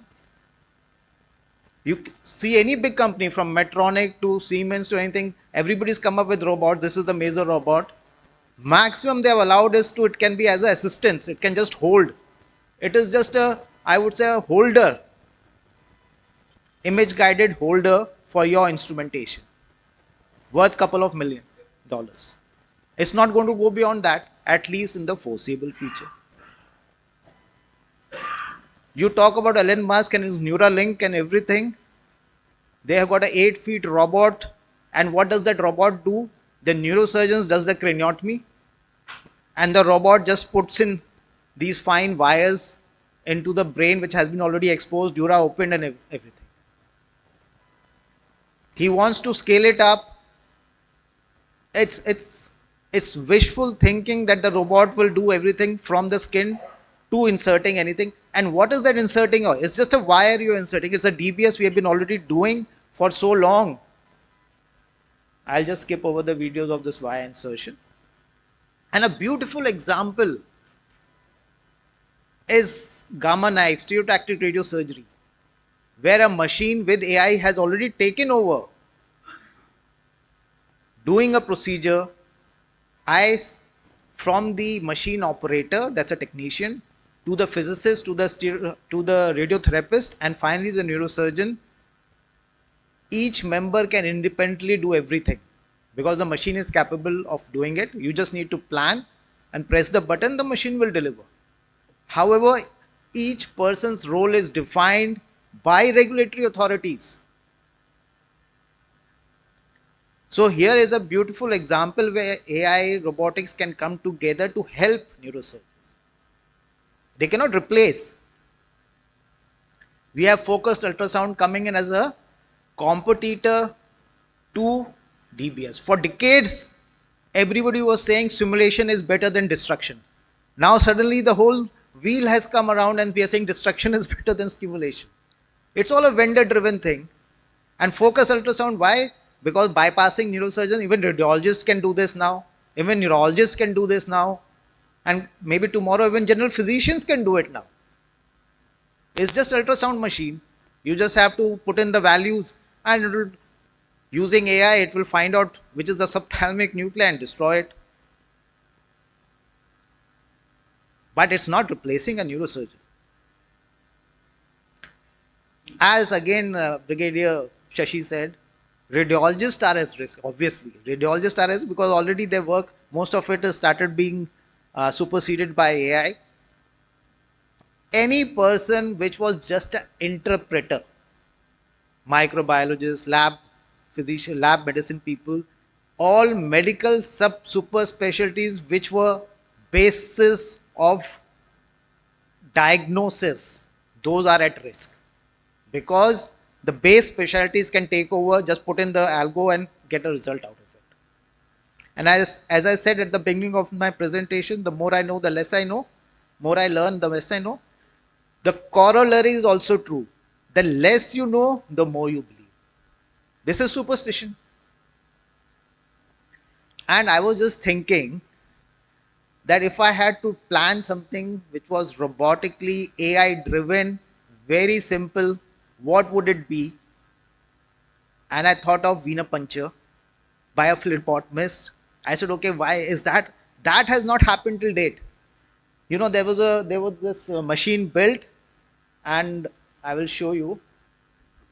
So this machine, this is a robot which has a lot of AI, and you have this person put in his arm inside this stuff. It identifies, uses ultrasound to guide the vein, and you look how scary it looks. And then it's using the ultrasound, it's identifying it, and it has this needle, and there's an AI algorithm underneath which maps out all the veins, identifies the best vein for insertion, targets it, and puts in the needle. Sounds very simple. Looks very nice. Is it practical? No. Who's going to imagine a 3-year-old kid asking him to be in front of this robot? And what is the accuracy of this machine? Accuracy is 85% as compared to the best phlebotomists. That's all. And this company vanished because obviously they could not go beyond a certain point. It's been 10 years since we heard of them. So it's very good to have it as a thing which is very useful. But is it practical? Is it going to replace anything? Even a phlebotomist? We are talking about neurosurgeon here. Unlikely. And when we say foreseeable future, I mean in our lifetimes. However, I firmly believe that the future is bright and the neurosurgeon should embrace technology because we can leverage it for improving our patient outcomes and to expand our specialty. Thank you so much.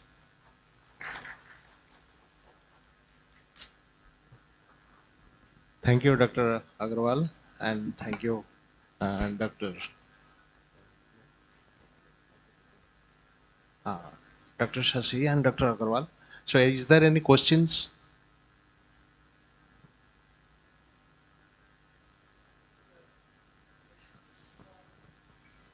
Over-reliance on AI is very dangerous.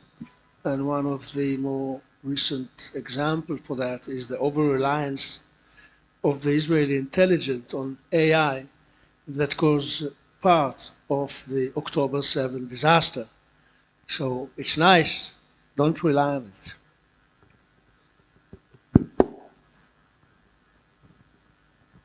Anyone else?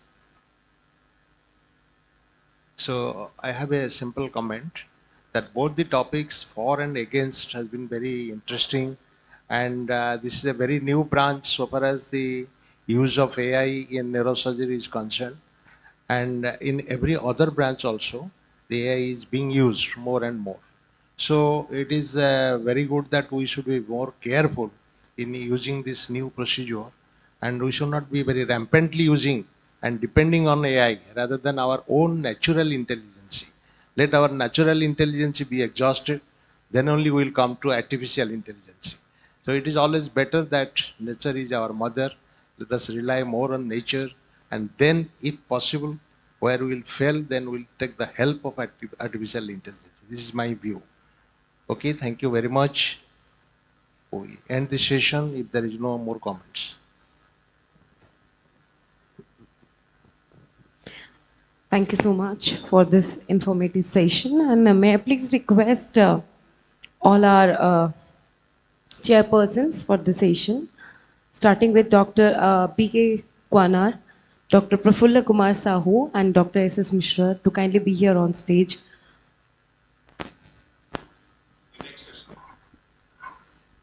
There's a small felicitation program, sir. Yeah.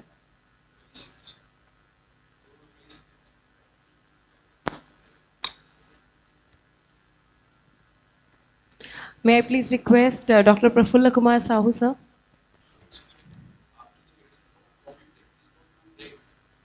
Fine. No problem.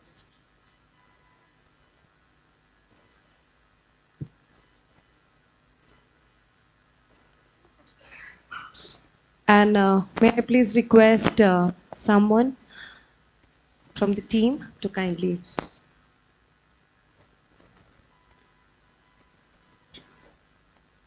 So there is a small token of appreciation, a small memento for all three of you for conducting the session so well. Can we give them a round of applause, ladies and gentlemen?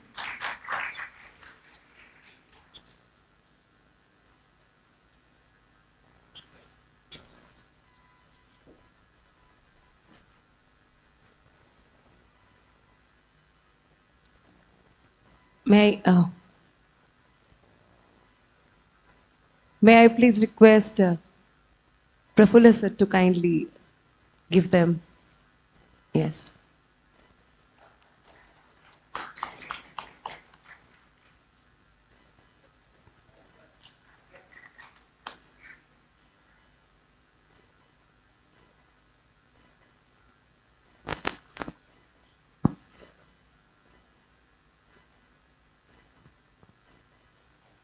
And now it's time to call our speaker for the session, and may I please request our moderators to kindly stay back. Dr. Deepak Agrawal, can we give him a round of applause?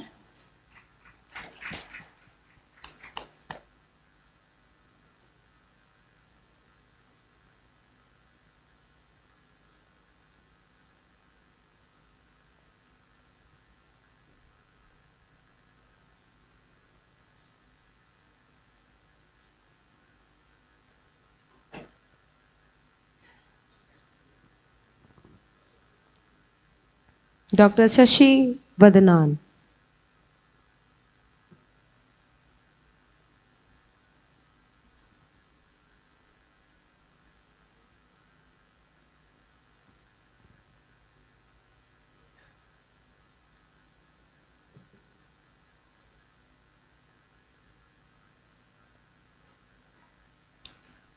Thank you so much, and thank you so much all our chairpersons. Thank you.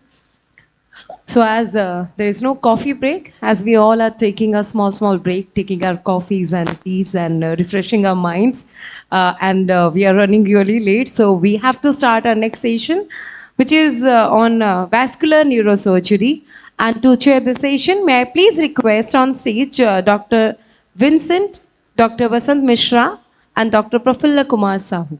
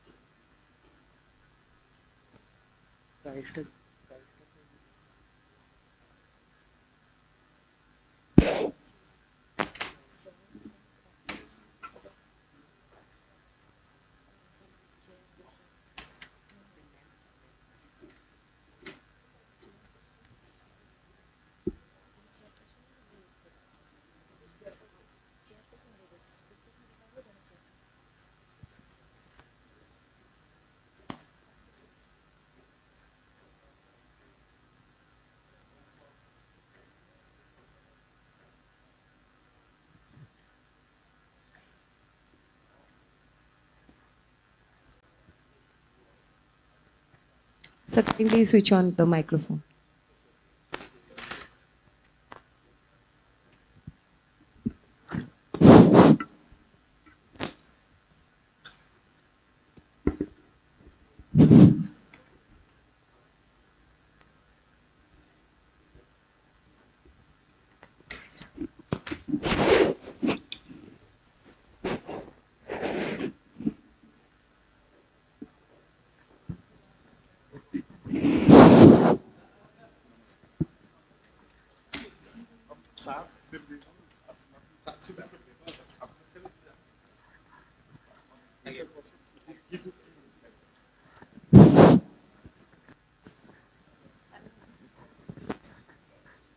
May I please request our chairperson to kindly start the session.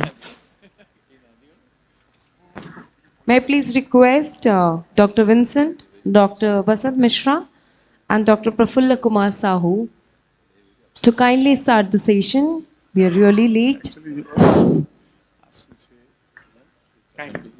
You want to take a seat on the stage or off the stage? You want to conduct the session from there only, or you want to be here? Okay. Okay.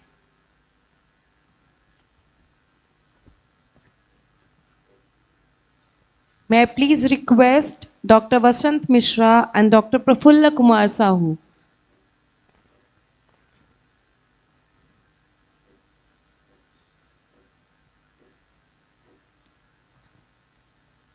So, ladies and gentlemen, there is no coffee break. If you are going through the agenda, then there is a coffee break after the session one, but we are not taking the coffee break as we are running really late. So, may I please request once again, we are already having Dr. Vincent here, Dr. Vasant Mishra, and Dr. Prafulla Kumar Sahu.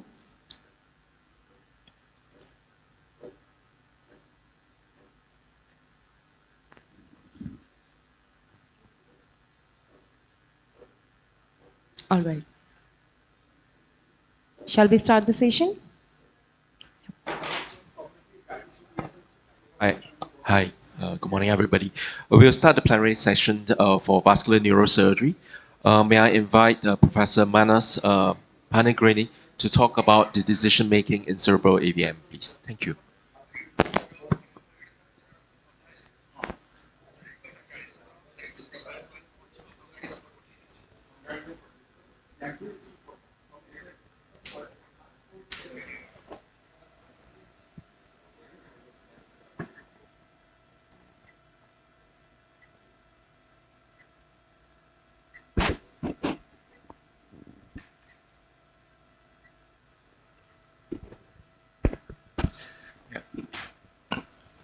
Good morning.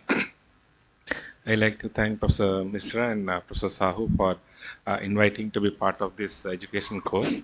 I request all the students to come to the front seat, instead of sitting behind. All of you can come to the front.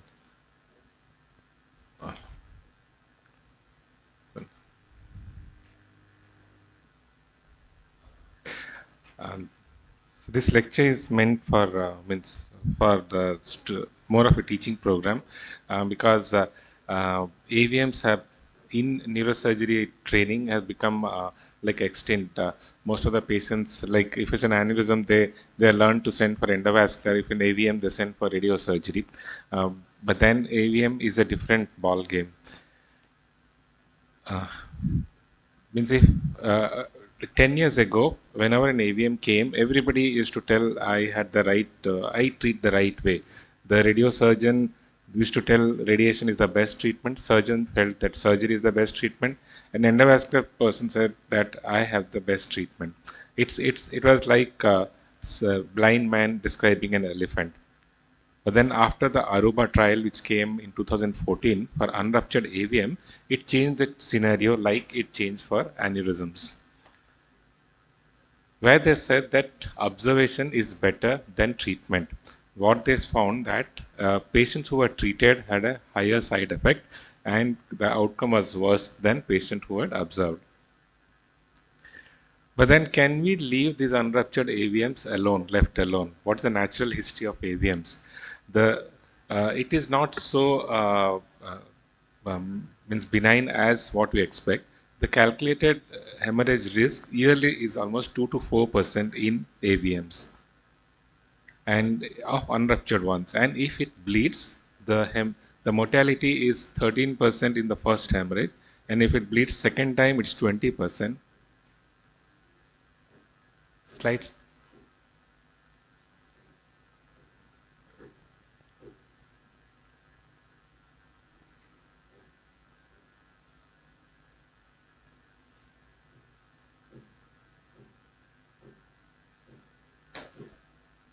This one doesn't work.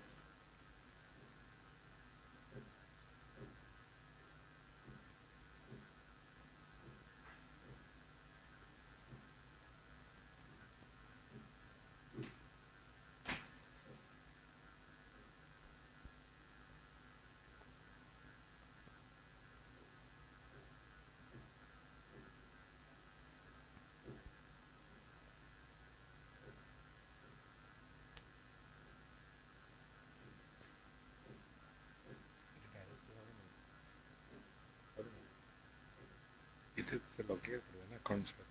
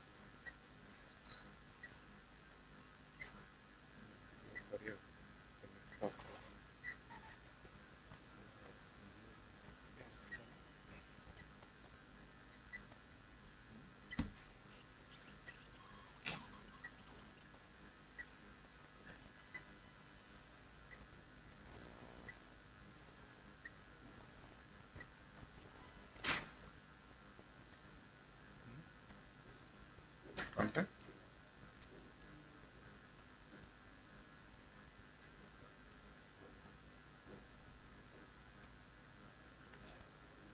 No, Windows. It's not Mac.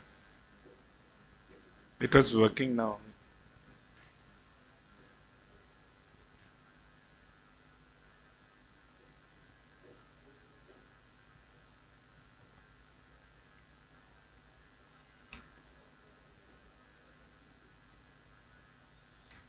Sorry for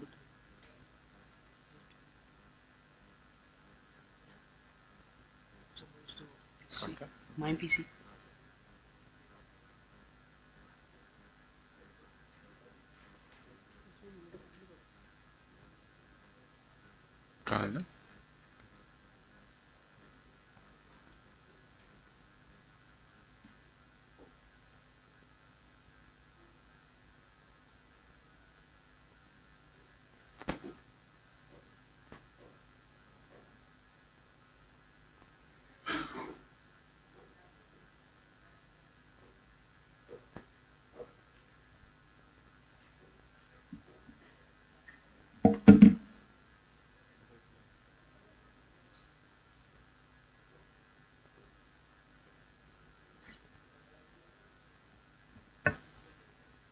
Can I have the next presenter?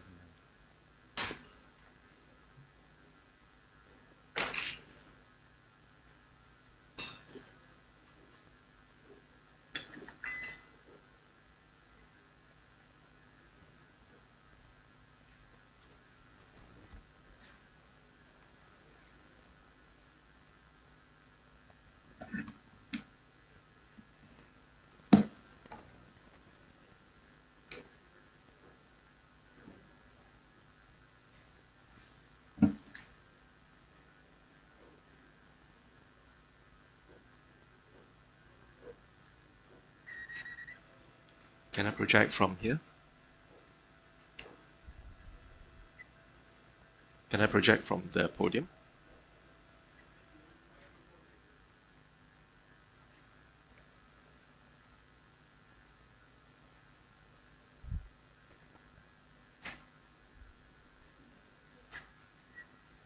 Yep. Hi. So good afternoon, everybody. I'll stand in for the second speaker, for the speaker of this. Today, I'm from Singapore. I'm Vincent, and I'm privileged to be here under the invitation for ASNS course with the societies. Today, my topic is on management of intracerebral hemorrhage within the time itself. So as we all know, spontaneous intracerebral hemorrhage is one of the 15% of all strokes itself, and it's higher morbidities as well. And on the screen, you will see the various the causes of it. Now, we all know about the negative trial for this, and really for the stitch trial that I did, Professor Mandelo, the curves never separated, and even for stage 2, even the selection of the lobar hemorrhage itself, it did not show any differences in the extended GOS at 6 months. So at this moment, if you see the 2020 Management ICP guideline, what you see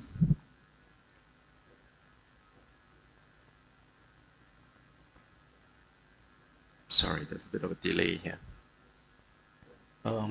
Are you projecting from my screen? Okay, sorry. It's moving on its own. Sorry. Yeah, there's no timer.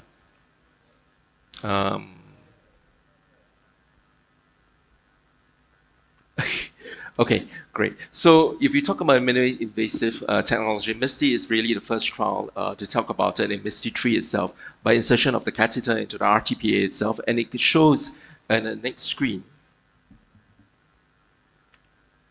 Okay. All right. Through the insertion of a catheter itself, in the MISTI-3 trial itself, you show that actually the curve started to separate in terms of the overall survival. And there's also a marginal improvement in the MRS 0 to 2 in terms of the advantage. So this is the take-home message for MISTI-3 for the ICH trial. That it shows a lower risk of death within the MISTI invitation, and that's the first minimally invasive trial that showed compared to the stage 1 and 2 trial itself. It shows that the average evacuation rate with RTPA and catheter is actually 69% at 3.6 days. And what is important about this trial is that the extent of removal should be less than 15% to increase for the percentage to show improvement in the functional recovery. But unfortunately, in this trial itself, it only reaches at a 59%. So for MIS evacuation trial, at best now we are at stage 2A. For patients with supratentorial ICH, 20 to 30 mils volume, GCS in between 5 to 12, minimally invasive hematoma evacuation with endoscopic or stereotactic aspiration is marginally beneficial at the level of 2A. Now, this was presented by Dr. Isama Awad in ISC 2024, and they are planning, we saw the MST3 trial, and they're planning for MST4 proposal, which has been cleared by the StrokeNet in NINS, where they really want to look at, therefore, the endoscopic versus all the other trials itself, and compare endoscopic versus MISTI medical care, MISTI procedure versus medical care. And this trial hasn't started, but it's going to be launched next year. So when we move away from open craniotomy and removal of the clot itself, the ideal surgical procedure we need to do is that it should have immediate effect on the mass effects of the clot. We maximize the clot removal, minimize iatrogenic injury, and direct visualization for hemostasis. Hopefully that will decrease our length of stay and or decrease the overall cost. Now, on the system now, through the Penumbra company, from the Apollo system and the Artemis evacuation trial, really the trial started by Dr. Moko itself, the INVEST trial. They invented the scuba technique whereby putting in the endoscope into the clot cavity, and through the scuba technique by reinflating the clot cavity with fluids, it allows to a better evacuation of the clot itself, and that's where it is at the Artemis trial. For the next kid on the block is really the brain path. And it is important when we look at the minimally invasive clot evacuation that actually there's a range of the opening and the size of the trauma.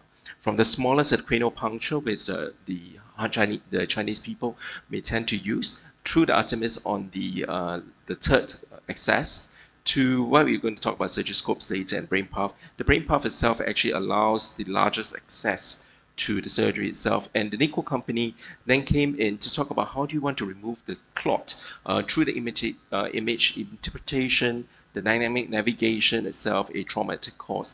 And the idea of using the image to be able to look at the whole brain tractography together with the methylation device of the myriad and the various access cannulations. The idea about this is allowing minimally invasive technique through the non-eloquent area.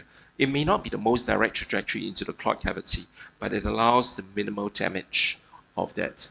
And we have that device through philanthropic donations quite a while ago. And so far it has shown some reduction in length of stay.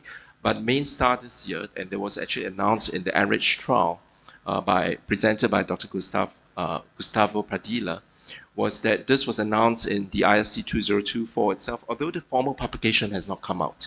It is therefore the first positive trial where they use the randomized adaptive RTT 1-to-1, and where they look at the clot the clot location for the deep clot versus the lobar clot, and then the plant at about 150 to 30, so that it is on the interim sign. The inclusion criteria is very standard. It is at a clot size of 30 to 80, and the intervention is within 24 hours. It excluded all the secondary causes.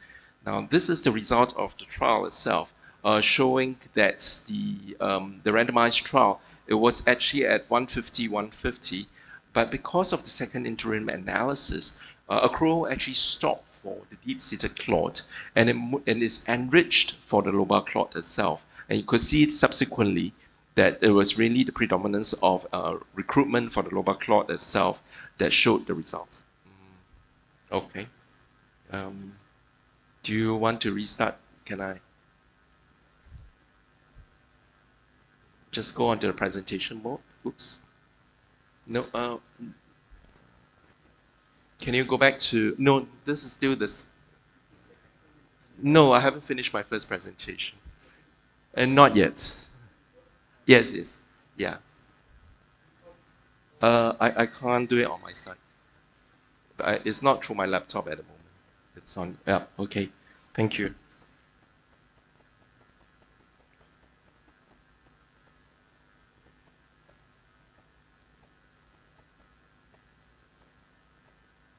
Thank you very much. So the results itself actually showed the statistically significant over at if you look at the MRS from 0 to 3, there was a statistical significance in the MRS functional improvement in 6 months. If you look at the distribution, if you look at just on the deep clot itself, the ABG clot, right, the anterior basal ganglia clot, actually they did not show that difference. The combined effects of the trial is actually significant, but the effect is much more significant for the lobar clot itself. And it does show a lower rate of 30-day mortality with MIPS, and also all-cause lower cause mortality with the minimally invasive technology, all through in 180 days. The clot evacuation in this trial was better than the MISTI-3, where the clot of more than 70% clot evacuation was at 71%, and large majority of the clot, the EOT volume, is actually at less than 15 mils, which is higher than ministry tree. It also showed for the administrators that it did show a shorter stay in ICU and hospital length of stay, which was important from the administrator point of view. It obviously reduced the decompressive craniectomies. And so the conclusion in this trial, which is the most important, is that it's the first clinical trial to show the functional benefit for surgical evacuation of the trial itself, and is safe and resulted in substantial clot evacuation, and therefore is the first positive trial, but we're waiting for the full publication.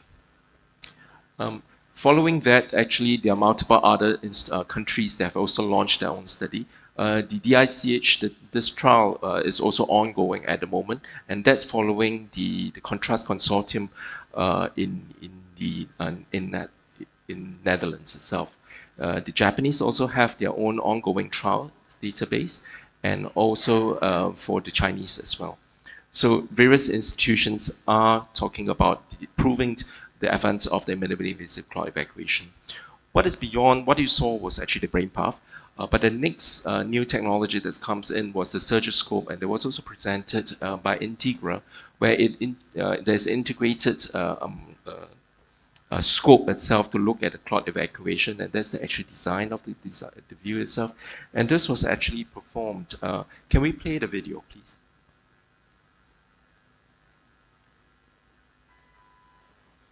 Thank you. Just click on it.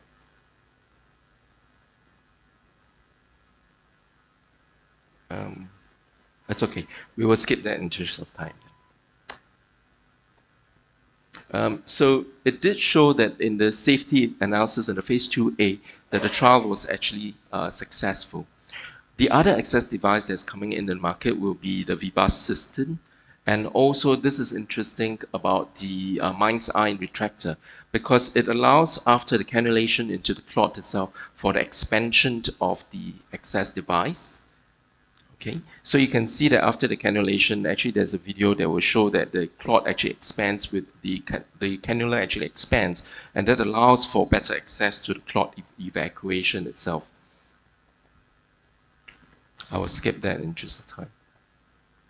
And therefore, it does show that there is now a real-life implementation of this model, and there's benefits in terms of the ISA, in terms of using, comparing to the conventional clot evacuation of the economic value of this. Moving on to the next stage, we heard about just now in the previous plenary sessions about robotic surgeries and also AI. And that's where the next generation, we're talking about the existing clinical trials. Moving on to the robotics itself, you would then have the traditional access automatic devices, the robot device and the neurosurgical device, really using navigation and automatic movement of these robotic arms, automatically locating the best trajectory towards aiming towards the clot itself. All right, and so you do now have people who are looking at meta-analysis of the robot-assisted neurosurgery for the clot evacuation. But what is latest in the development of R&D is really what is the best cannula that allows to track into the clot cavity, not just direct through the clot, but ability to navigate through the tracts itself to reach the clot. And you also have all the other ongoing devices that harness the latest technology of using an MRI scan with the most minimally invasive techniques with real life imaging attaching to the skull. So you will have this, for example, the ClearPoints device, which attaches itself and under real MRI guidance itself for the clot evacuation. So we talk about the surgical systems on being able to do that in the future. The idea really is therefore using the sensation, the ability to sense from these access cannula itself, and then to use the robots for the intelligent aspiration of the clot. You see just now about using the data from the clot itself, and actually that's part of the AI, right? We see that on the middle conduct where you use the clot evacuation, the data that you sense from the clot and the access itself using the various machine learning technology that we see here, the input versus the hidden layers, and coming out to able to then do the trajectory navigation itself, and to actually do that for the adaptive control of the hematoma. Really, this is exactly what is an extension of what was the previous speakers talking about, whereby you are talking about a level 4 of the technology using the surgeon control with the sensing of the data, using the data itself to predict which is the best platform, but you still remain in good control. And this is exactly like what was also mentioned just now, when we talk about really robotic assistance towards automated surgery, which is where we are hoping to reach at level 4 rather than intelligent surgery. And so as we advance into the surgical treatment of the ICH itself, these are the various still things that we need to do to minimize the brain damage. We can't repair the brain cells as much as we want today. And so you need, while we try to remove the clot to control the ICP, reduce the inflammation, we want to ensure that we are able to minimize the damage of the brain parenchyma when we are doing the access, minimize the brain manipulation itself. And with that, hopefully, we will actually be much, much better in getting more positive trials on the effects of clot removal for ICH itself. Thank you very much. Thanks. Sorry for the technical problems. You finished much before time. Yes, sorry, I rushed through a little bit because of the time. No problem. My question to you, Vincent, it's very nice summarizing what's happening and what's coming. Is there a data, is there a class 1 evidence, a strong recommendation to suggest that doing this is the results are anyway superior than a simple stereotactic aspiration or a minimally invasive, say, endoscope assisted the cost effectivity and the results. Do we have that data here? Yes. So I think the MISTI is the most minimally invasive, and therefore, and that's what they're trying to prove in the MISTI 4. So at this moment, unfortunately, the MISTI trial in terms of functional and mortality outcome was marginal, and is still not as good as compared to the enriched trial, which is the full cannula and removal of the clot itself. In terms of the economic analysis, the ICER for the catheter is actually higher. Basically, it shows that there's actually better economic benefit. But the trade-off is really then the risk of the hemostasis, the RTPA, and then the longer ICU stay and things like that. But what was shared by Professor Awad in the trial, in the conference itself, was that the reading rate is not extremely high. And also, while the trial protocol was more than 6-7 times of RTPA, they were actually most of it, they managed to get the clot evacuation at the 2nd and the 3rd. So we'll still have to wait for the results. Thank you. Any more questions, please? Comments? Yes, go ahead. Yes, sir. One at a time. Yeah, please. Okay. Thank you for your nice presentations. Here, I have got 2 questions for you. First thing that, is it necessary to remove all the clots and get a clear cinematic view of the cavity? Yes. Or it is better to leave a part of the clot attached to the wall and come out? Second question is that, what is chances of rebleeding in all those cases? Yes. Thank you very much. So there are 2 questions when we were talking about this clot evacuation trial. 2. 1, what is the degree of clot evacuation? How many mils can you leave behind? Which is in direct answer to the question that leads to a functional improvement.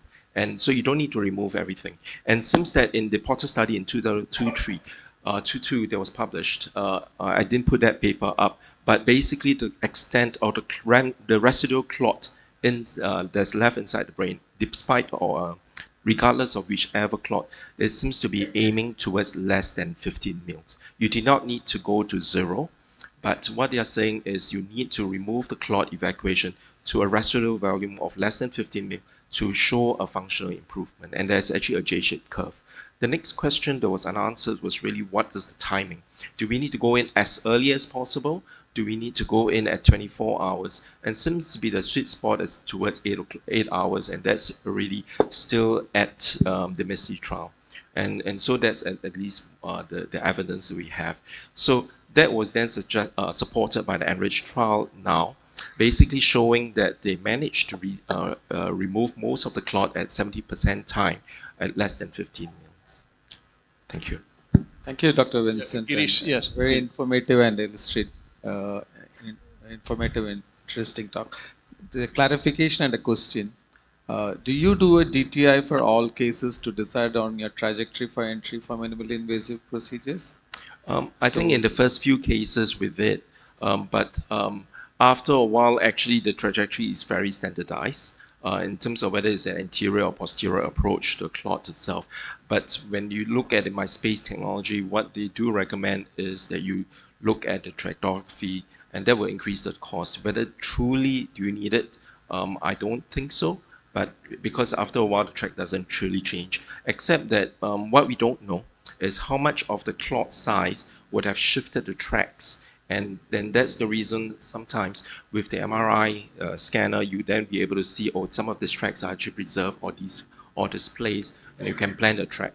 I must say that when I was reviewing this, not many people actually then really publish a paper and say, which is the best trajectory? How do you do, what is your algorithm? What do you put in your This is what AI the to question say, was. how do you do it? Standard teaching is to the middle temple, middle frontal, or yes. My second was, in fact, a question to the audience as well. Now, so much of evidence coming in favor of minimally invasive procedures, be it stereotactic or endoscopy or the new techniques.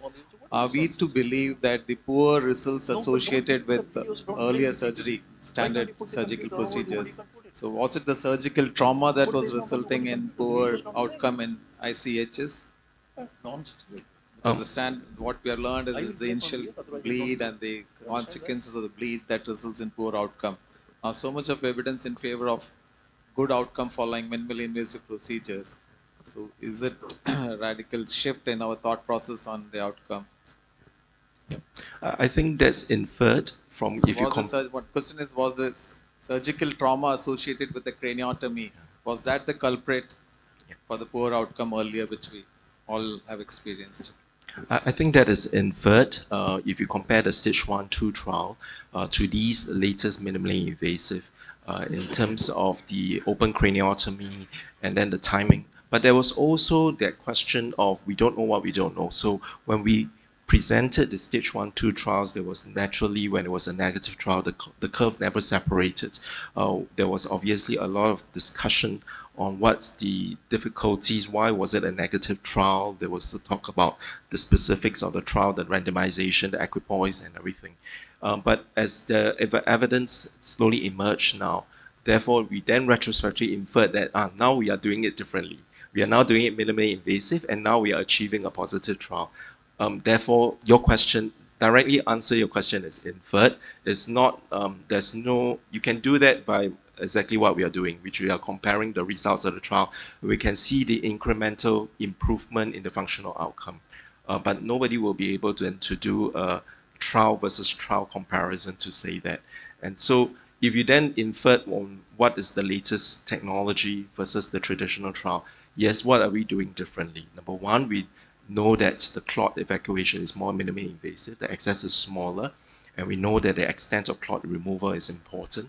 And yeah, that's where it is. The last question. Shlomi, you have a burning question. The last one, please. Yeah, thank you very much for bringing the topic up and enlightening us on this cool technique. Following Professor Misra's comment, I think the question is, the burden of evidence, does it fall on the new technique? Who should take the responsibility? And I think there's one thing we should do, and we do not resist the temptation of testing one more yet another cool device. We should not agree to use new companies' devices without a test. Now, the tests are very expensive, so who should fund these tests and how to do it? How should we relate to negative tests?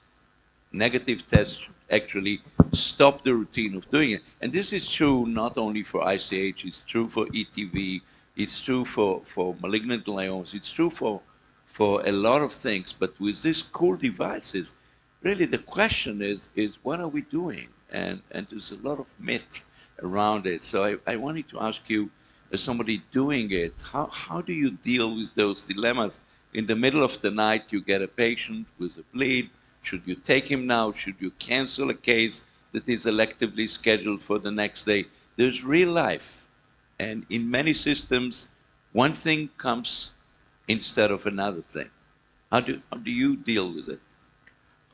I think the algorithm, with all the expert neurosurgeons on the floor, I think number one algorithm is whether it is life-threatening in the middle of the night, whether it is already impending herniation.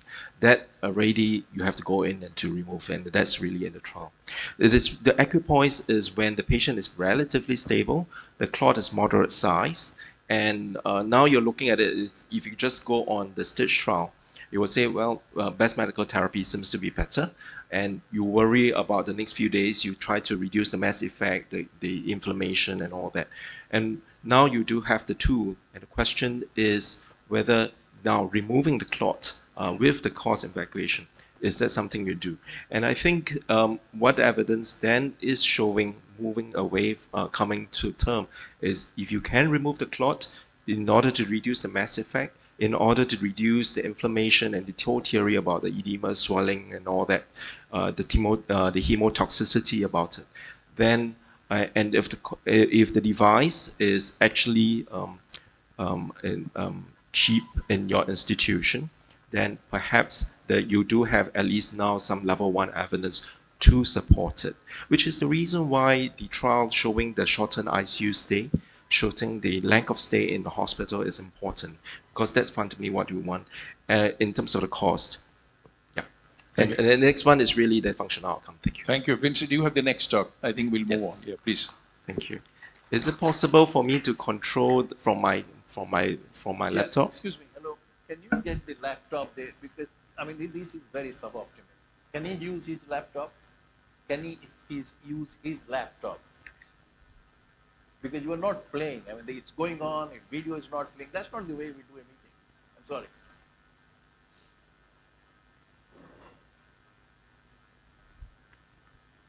Can I use my laptop instead? Where is your laptop? Yes, it's actually. Can you connect it to that laptop, please? Yes, it's connected. Maybe do you want to just change the? Yeah, I mean, this is possible. I mean, this is elementary. If you can't do this here, I'm surprised that you can't do it. 2 months back, we had a national meeting. No, don't give me explanation. Do it. I mean, what is so great about it? It's 2024. Actually, it's not supporting. That's why, yeah. But I'm sorry, why it is not supporting? I don't have any Yeah, idea. so you The don't technical answer. Let team- them answer that. It's okay. The AV people should answer it. It's okay. Okay, I can manage. Later, just help me to start the video. Thank you so much. We can start.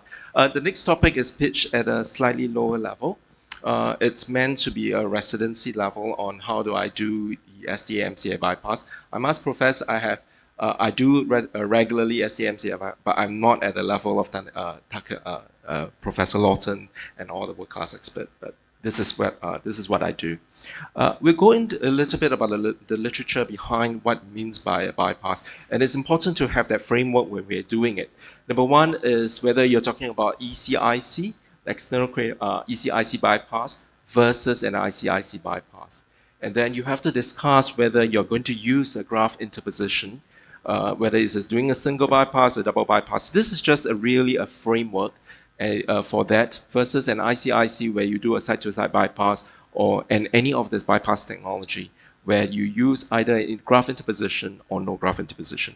These are all the specific skill sets. Once you are able to achieve the skill sets of a bypass, actually, really, this is your framework of being able to do that. And you just need to gather the technical experience. Of course, the depth and the caliber of the vessels is important, but it's important then to have this framework. Next. The other about direct bypass will be flow augmentation, when you are doing, rather than a substitution or replacement, as when you do a direct bypass itself, and you have all the indirect bypass strategies. That's just to give you a framework on what it is. So same thing for the revascularization. You have a direct bypass with vessel-to-vessel anastomosis, and the recipient vessels tend to be slightly larger at 1.5. The indirect bypass is to promote the new capillary network itself, and it revascularizes over time. But there is the small volume of flow. There's flow augmentation. The recipient size is not as important. And there are various technologies that one would need to understand when you talk about a bypass in terms of using whichever vascularized tissue that you have onto the brain itself, be it the muscle, the dura, artery, and the muscle. You can use the augmented patch. You can do the multiple boreholes in order to revascularize. But it's important to know what are the techniques that is available to you, and also the various direct bypasses that you can do. The next thing to be familiar with, really to understand when someone has, why do you need to do it? Is it a direct, straightforward replacement, or you're trying to augment the hemodynamic impairment? And we need to know that we do have reserves, right? The vascular reserves that we're all familiar with. And when you are exhausting in terms of your cerebral vascular reserve, that's when you become symptomatic and your oxygen fraction, for example, can be increased, and that's where you have decide at which level we want then to do the revascularization, right? So you have to decide whether you want to do direct or indirect. What is the size of your donor vessel? What is the conduit do you need? What is the recipient, and your technique of anastomosis? I wouldn't go into the very basic in terms of the STA bypass. Do look at this paper where it's well described in terms of identification of the STA, looking at the parietal branch, localizing the craniotomy, where is the line, and how do you do it? Now, more importantly, we should explore before knowing what to do for SDMC bypasses. What are the current indications? One is for moya-moya disease, cerebral ischemias, and for moya-moya disease itself, right? The rationale for the surgery is to augment the cerebral blood flow and improve the cerebral blood flow and to reduce, therefore, the risk of ischemia. And interestingly, through the next paper, you will see that it does help to reduce the hemorrhagic risk. Okay, so, and that's the best evidence we have come from the JAM paper in Japan itself, where you can see that using ECIC bypass for hemorrhagic. So when I was telling my residents, it's intuitive when you're talking about if you are ischemic moya-moya disease and you have insufficient flow, you're augmenting. But if you are, then how does by doing the bypass reduce your risk of hemorrhage? Is actually a double logic itself. You need to improve the cerebral blood flow, reduce the improve the cerebral vascular reserves, decrease the collaterals, and hopefully by decreasing the collaterals, you will then have the lower risk of the hemorrhage. So it's quite amazing that through this trial itself, that it actually proves that it reduces at the rate of recurrent bleeding at a hazard of 0.355 with a p-value that was at 0.052. So that's quite an amazing achievement. And you can see, right, that the primary outcome is that the curve did separate in terms of having the bypass helping and reducing the rate from 8.2 to 3.2% per year. So that's very standard if you have diagnosed moya-moya disease. The more challenging is really, can you use bypass for cerebral ischemia? And in our context, where ICAD is so prevalent in our hospital, especially in Asian context itself, unfortunately, we do have a lot of negative trial. That was what was shown. It started off with the ECI bypass trial in 1985. Like all trials, when it's negative, you would have various criticisms that you can read on the line, but it is still a negative trial. Then it moved on to the carotid occlusion seal-cost study trial, and that was when this was first started. It was everybody was very excited, and whether by having a much more selected population who are proven based on PET oxygen OEF selection study, whether these patients with chronic occlusion doing the bypass itself would be useful. Unfortunately, it was also terminated early in terms of fatality. And you can see that the events were much higher in the acute stage on the right side of the bypass. This shows that there was suspicion that the benefit of the ECIC bypass may eventually emerge if you pull through the perioperative ischemic events that happens during the bypass itself. The trial that was positive in was the Japanese paper that was published in JET study, which showed that there was an evidence. But for some reason, I did not see it being published in the peer-reviewed journal itself. But as much as I can trace, it was a positive trial, and I believe to today, the Japanese group, hopefully there's an expert here, who still does ECIC bypass for cerebral ischemia based on the JET2 study. The enthusiasm doubts a little bit when the Chinese paper, the CMOS trial, the CMOS study was also negative, right? And it did not show a benefit for cerebral ischemia. And you can see that between the surgical group and medical group, the curves overlapped and did not truly show a benefit. So for cerebral ischemia, the only trial that is so far, which is only a phase 2A trial study, did show some benefits of doing EDAS with IIMM versus best medical therapy in this trial, but it's not actually still a phase 3 trial, and it's at a benefit. This is actually best reviewed just hot off the press this month in by SEPI, who actually showed the various trials that's useful for ICAD itself, the endovascular and surgical therapy. But this paper itself basically showed you for ICAD, the surgical therapy itself, only the Aasns study showed some evidence of benefit. And that therefore takes us back to the ECIC bypass technique. These are all the books that you should be able to find, and this is where I reference my books from. And Japanese people do quite a bit of bypass techniques, and also from American literature, I'm sure also from India. But in general, the idea is really making sure that you have good stable hands and having good bipolar cutting technique. So whoever is starting out using the bipolar, it is advisable to spend some time with your electrical surgical unit to actually understand the nuances on how when your bipolar forceps connect to the machine, how they can play the setting, especially the cutting setting, especially useful for the Herbe instruments where they can do their cutting and coagulation setting itself to actually improve on the technique. The standard techniques of clearing the adventitia around to make sure it's successful. It is still a fairly non-forgiving operation that every step you should do well in order for you to have a very good surgery. Remember to do the fish mouth, and why is it important? It's really a mathematical calculation of increasing, by slanting the cut itself, it increases your surface area of the anastomosis and increase the caliber of the bypass itself, all right, and getting a good contrast in order to see the wall of the recipient is very, very important. Choosing the correct recipient is important in terms of looking at the healthiness, the diameter of your vessel determines the success, and also whether the wall, the how that the wall is the healthy looking vessel that is important. In our case, compared to annual training, our residents go through 2 tiers of training. One, we do it in neurosurgery in-house. We also spend some time with our plastic surgery colleague in order to get that technique. But the difference is that in plastics is that the time is a bit less of an essence because there is no CSF and blood in the field. And so that is also important that when you are doing dual training, be aware of how you can absorb the blood, ensuring that you're hemostatic. Most of the time when doing the bypass itself, the patient should be on antiplatelet therapy, and therefore the perioperative oozing can happen.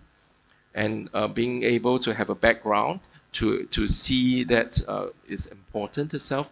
The application of the clip techniques, trying to get the best clips to make sure that it doesn't distract and close the aperture, and it is not too heavy, doesn't get away in your sutures is important. The way you do your arteriotomy is important in order to preserve the integrity of your recipient vessel and keeping it in line in terms of matching it so that you don't have too great discrepancy. Doing it in the end-to-end anastomosis, be it in a continuous or interrupted suture fashion, there are really a lot of debate on who is better. One is better shorter in time. The other one is the continuous suturing may constrict the vessels and reduce the ability for the aperture to increase. In terms of technique of application of the counter pressure technique is important. How you enter into it. visualization is key. So having a good scope, having a good assistant is important to create a feel for you. And to ensure that you have good eversion of the basic techniques is important. And then to obviously not to back wall during the stitching by visualization is important. And especially at the corner where you're doing the stitch, sometimes having the needle in place technique may be useful. And be aware of training your left hand and also be comfortable with the backhand technique. And these are all, it never run away from spending the time in the lab, the animal lab and the vascular lab in order for you to be able to. You do need to ensure that you coagulate the side branches well. This is where the video should start.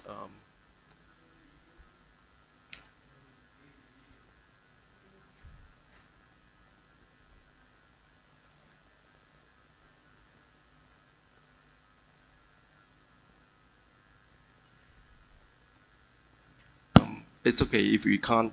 Then actually, we can end the talk here. Actually, thank you so much. Okay.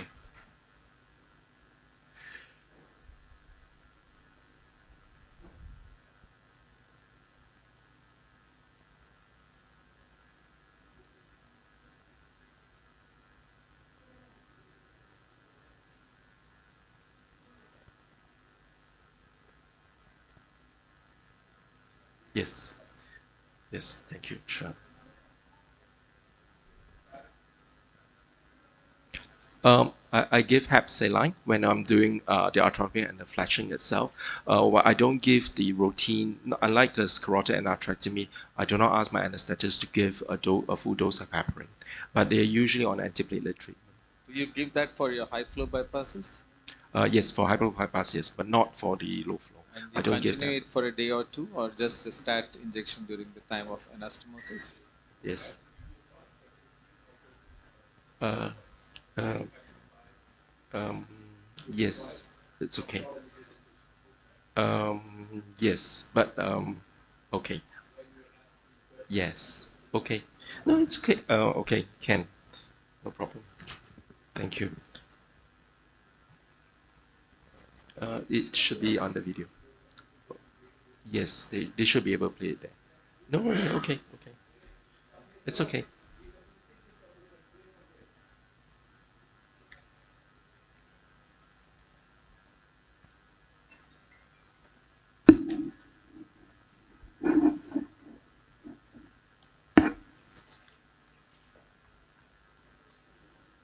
It's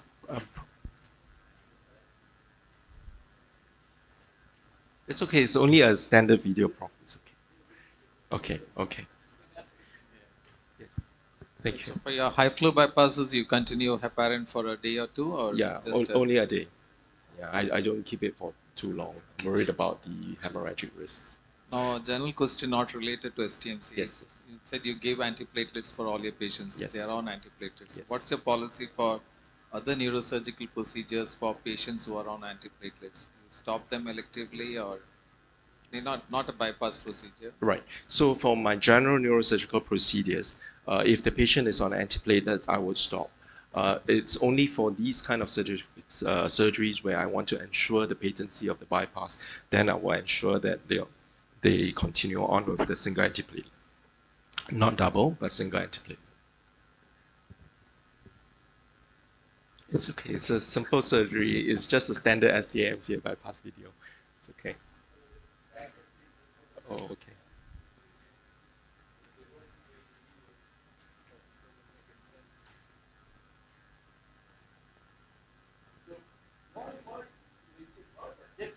Never, I also searched for it. I never got a publication. Is it in the Japanese literature? I couldn't, because that's a positive study. I mean, Yes, I did try to ask Professor Yoshimo.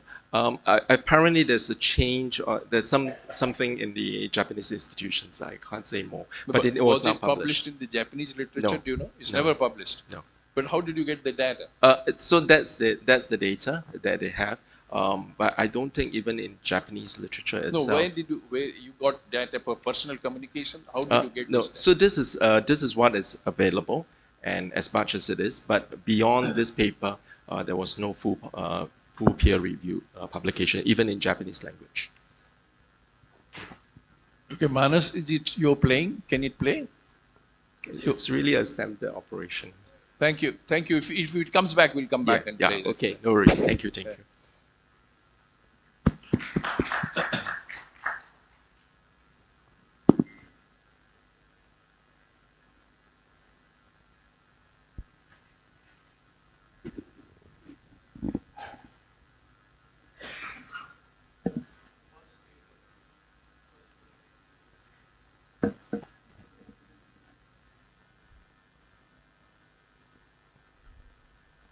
First slide.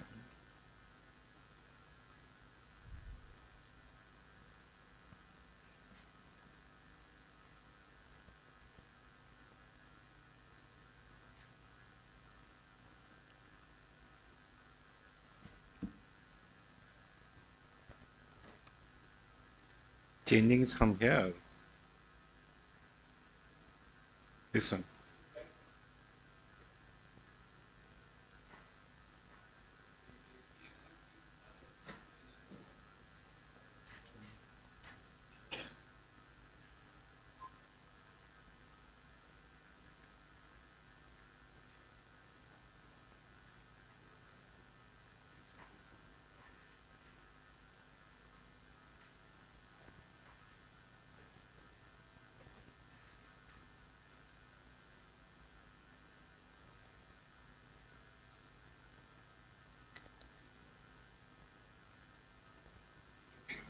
Oh, it's working on this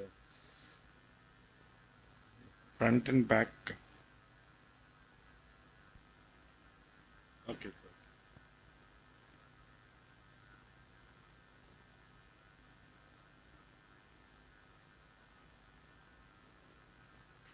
Okay. Good morning. Sorry for the technical issues. My talk is on making decision making on in a patient of AVM. Half of the talk will be on unruptured AVM, half on ruptured AVMs. 10 years ago, we used to means the surgeons or the endovascular surgeon or the radiosurgeon used to think that they are that their methodology is the best way to treat. But then 2014, when the Aruba trial came, that changed the total scenario for unruptured AVMs. In this trial, they said that observing has less risk and the outcome is better than treating, as you can see here. So then people thought that probably leaving it alone is better. But then when one goes to the natural history of AVM, the calculated yearly risk for a normal AVM is 2 to 4%. And if it bleeds, the mortality of that person increases. In the first hemorrhage is 13%, in second bleed is 20%, and third is 25%. So one cannot leave the unruptured AVM assuming that the risks are higher with treatment, so one should not treat, because the natural history is quite bad in unruptured AVMs also. Now, if a patient is detected of AVM at 40 years, the lifetime risk is easy to calculate, like 105 minus the age. And that is like, it's almost 60 to 70% risk of hemorrhage. So if the younger the patient is detected of an unruptured AVM, the higher risk he has to have a bleed and mortality, hence they need to be treated. And unlike the logical concept that larger AVM will bleed, it's not true. Is the size. The smaller the AVM, they have a higher chance of bleed. And unfortunately, most of them, 80 to 80% of the small AVMs, and they have a higher chance of bleed, and they need to be treated. Larger AVMs, they present with seizures, headache, and they can be managed by observing. In addition to size, the location also. If you have a AVM in the basal ganglia or in the periventricular or in the posterior fossa, they have a higher chance of bleed. So they also, if they come to your OP, they have to be suggested treatment rather than conservative measures. One cannot follow the Aruba trial in these cases. Most of the AVMs, 50% of them present with bleed, but at the other 50%, unruptured ones, most of them present with seizures, and 10% with headache, 10% present with progressive deficit, and 10% are asymptomatic. It's this asymptomatic 10% are difficult to manage because the first three indication one has to treat. But if the patient has an asymptomatic unruptured AVM, this patient goes from pillar to post asking for 100 opinions, and even doctors are confused, the neurosurgeons and the neurologists, to give the best modality of treatment to them. So if the patient comes with a bleed, we don't have a problem. But if the patient comes without a bleed, still they need treatment if they have intractable seizures, if they have a progressive deficit, if they have an intractable headache. In asymptomatic patients, one has to analyze case by case depending on the angiographic finding and decide whether to treat or not. To make our life easier to decide on the surgical treatment, we follow this was the classification. There are many surgical classifications have come from starting from 1977 till now, but the most commonest is Spezler-Martin, which came in 1986, and they divided them into 5 grades depending on the size of nidus, eloquence, and venous drainage. But then this classification was not adequate for everything.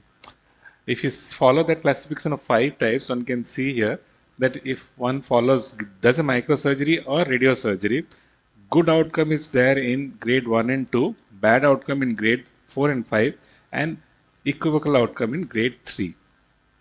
So basically there are 3 grades. So this classification was modified by Spezler and Pons. They said only there are 3 grades, A, B and C. A corresponds to Spezler-Martin grade 1 and 2. B is 3 and C is 4 and 5, because these 3 groups have a specific pattern of management strategy. So if you have a class A tumor, the resection is the modality. B, it's multimodality. You combine surgery, radiation, and embolization. C is better left alone unless they have associated progressive deficit or intractable headache, or AVMs are associated with aneurysms. Then they need to be treated if they are in grade C or Spezler-Martin grade 4 and 5. The drawback of this classification was they did not include whether the patient has a ruptured status or not, because a ruptured AVM has a higher risk of again rebleed. That was not included in the Spezler-Martin grade. And age, like younger patient, I told younger patient have higher risk. That was not included in the Spezler-Martin. And compactness of nidus, as I told, the smaller AVMs have a higher risk of bleed. These were all not included in the AVM of Spezler-Martin classification. So this was modified by supplementary grading system, where they included age less than 20 years or more than 40 years, presence of a bleed or not, and compactness is there or not. So by combining these two, we had 10 grades. In these 10 grades, then you can predict that grade 2 has a better outcome, as you can see here, grade 2 and 3, and grade 10 has a bad outcome. So this gives a better prediction of mortality and morbidity if you follow these 10 grades. So once you've decided, depending on the grade that surgery is required, when do you operate? We have to have the following issues: when to operate, whether early, like an aneurysm, to do as the patient is admitted. And what do you do when a patient comes with an unruptured AVM with an aneurysm, with or without bleed? What do you do with an AVM who comes in a pregnant lady, and AVM who comes with intractable seizures? Do we suggest them surgery or radiation or send for embolization? Now, a patient comes here with an AVM with a mass effect, then it needs an emergency surgery. But then, if there is no mass effect, delayed surgery or after 6 weeks is recommended, but that reduces the complications and mortality. But if there is a mass effect, it's probably better to go for early surgery or just do decompression and go back later and operate after 3 to 6 weeks. What do you do with a patient who comes with intractable seizures, unruptured AVM? Now, this 23-year girl came with intractable seizures in the motor cortex, and we did pre-surgical evaluation. Epileptogenic zone was surrounding the AVM, and we did functional MRI also. We did MR angio. We integrated because he had intractable seizure. You can see here the knob sign just in front of it. It is there. So we had to we had 3 modalities, whether to suggest radiosurgery or embolization or surgery.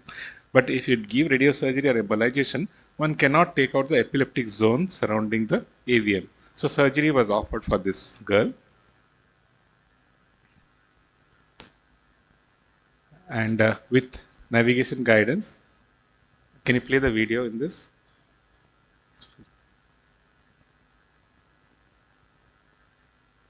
Yeah. So the basic principles of surgery: identify the feeding artery, identify the draining vein, but do not coagulate or occlude the draining vein. The draining vein is identified by looking at the red veins and the blue vein. The red vein is the draining vein. And then once you identify the feeding artery, then one has to do circumferential dissection all around the AVM, taking out the other feeding vessels. And then finally, one has to coagulate the draining vein and then excise. The tricky part is the deep perforating vessels, which has to be carefully coagulated and cut.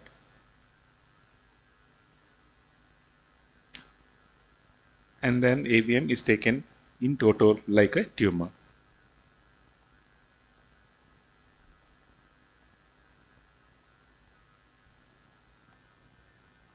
This patient post-op had a transient parietal hand sensory seizures and psychosis also, which improved in 3 months and has been seizure-free for 1 year.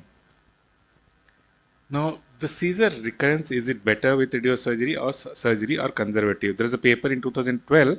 They said that just treating with medical management is better.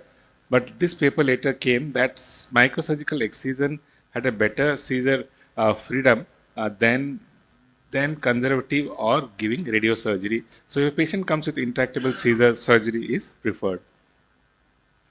What one does if a patient comes in AVM with associated aneurysms?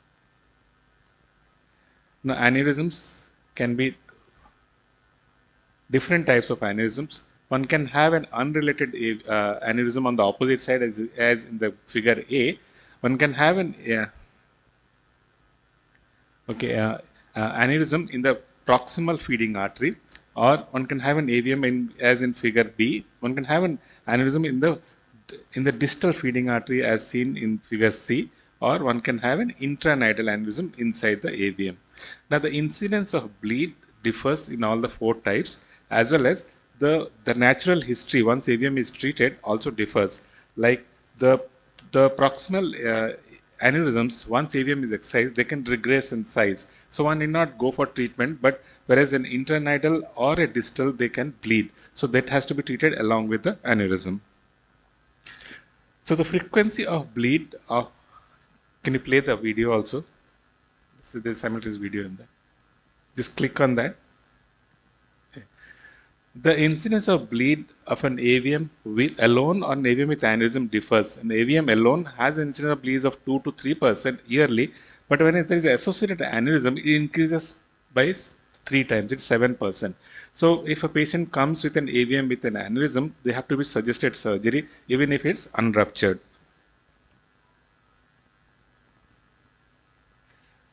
The incidence of different types of aneurysm, most of them are proximal. The second common is distal. The third common is intranidal, and unrelated is the least common, or 5%.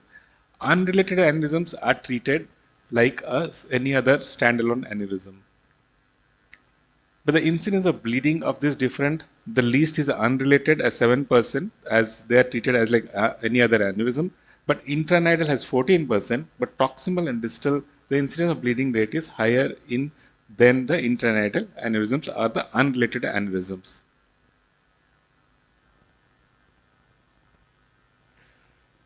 Sorry.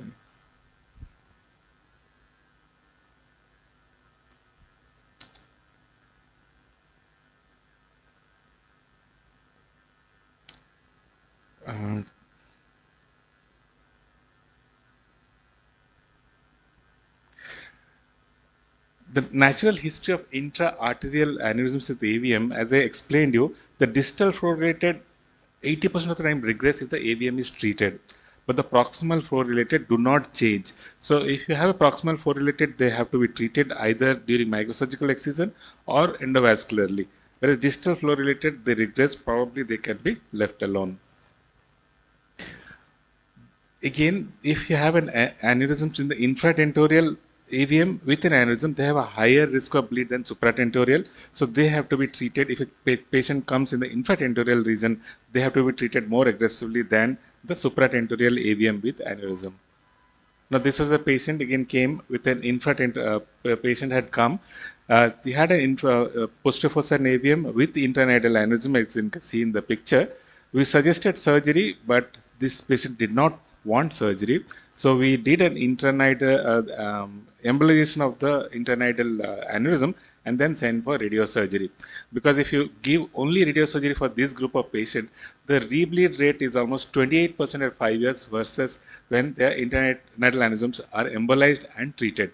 So it's always better to do target embolization of these aneurysms and then send for gamma knife if the patient does not agree for surgery. So target embolization not only involves the embolization of the intranidal aneurysms, but also hemodynamic if there is a proximal and distal flow related aneurysm, as well as high flow fistula also can be embolized, and then one can send for gamma knife before, instead of sending off straight away for radiosurgery as it was practiced earlier. So this patient underwent coiling of the intranidal aneurysm followed by gamma knife. Now, if a patient comes with a bleed with an aneurysm, it's important to identify whether the AVM has bled or the aneurysm has bled. 50% of time it's the AVM, 50% of time it's the aneurysm. It is difficult to differentiate, but if in a scan, if you find subarachnoid bleed along with intercerebral hemorrhage, probably it is the AVM aneurysm which has bled. But if the scan has only intraparenchymal bleed, probably it is the AVM which has bled. The difference is if it's an aneurysm bled, then it has to be treated as an emergency. But if you suspect that it's an AVM has bled, one can do it electively. So, so that is how it's important to identify which is the source of bleed, so that we can plan our the patient treatment, whether it's an elective or surgery or emergency. So it is, as I explained, it is important to identify nidus, which has bled, nidus and aneurysm. It's only on a CT scan presence of SH can help whether it's a nidus or an aneurysmal bleed. The last issue is the AVM with pregnancy, as many pregnant lady come with an AVM, or many young lady which have planning pregnancy, they are detected with AVM, what to do for them. Now this was a 24 years old pregnant lady, 24 weeks pregnant lady came with seizures in the premotor cortex, and this was the lesion. Now we know that in pregnancy they have a high chance of bleed, especially in the third trimester. So we had to offer surgery for this lady, and second trimester is the best time for surgery. And this was the video. I don't think it will play. Is it play? Does it? It's okay. Next. So in addition to pregnant lady who come with AVM, but women planning pregnancy, it's a difficult that to treat or not. If they're planning pregnancy, probably it's better to treat, because pregnancy they are high, the chances of bleed rate becomes higher. So they have to suggest a treatment before they plan pregnancy. And even if they have untreated, the type of fetal delivery, again, they should be avoided to have a normal labor, because during normal labor there can be increased chance of bleed. So they have to be suggested that they have to go for a LSCS under general anesthesia. Now, what does one do for intractable headache or asymptomatic patients? Now, if a patient comes with intractable headache, no bleed, no seizures, no deficit, or asymptomatic, then one has to do angiogram at least and find out they have an associated aneurysm or not. Then if there is aneurysm, they have to be treated. If the feeding, if the aneurysm is small or it's in the infratentorial, again, they have to be treated. And if they have associated intranidal multiple aneurysms or in the basal ganglia, they have to be treated instead of just follow up and observe, unless they are grade 4 or 5. If the angiogram shows a deep venous drainage, or there is a venous stenosis or a single draining vein, then also they need to be treated. And the feeding artery pressure, if they measured during angiogram, it's high, they have to be treated. It's only in arterial stenosis or an associated arterial angioectasia that reduces the risk of bleeding. They can be treated conservatively, but all other findings, if is there in the angio, one has to suggest treatment for this group of patients.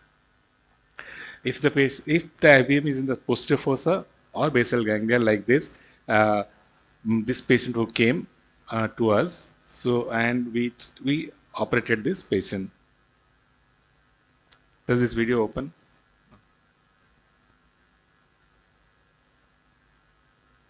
Okay.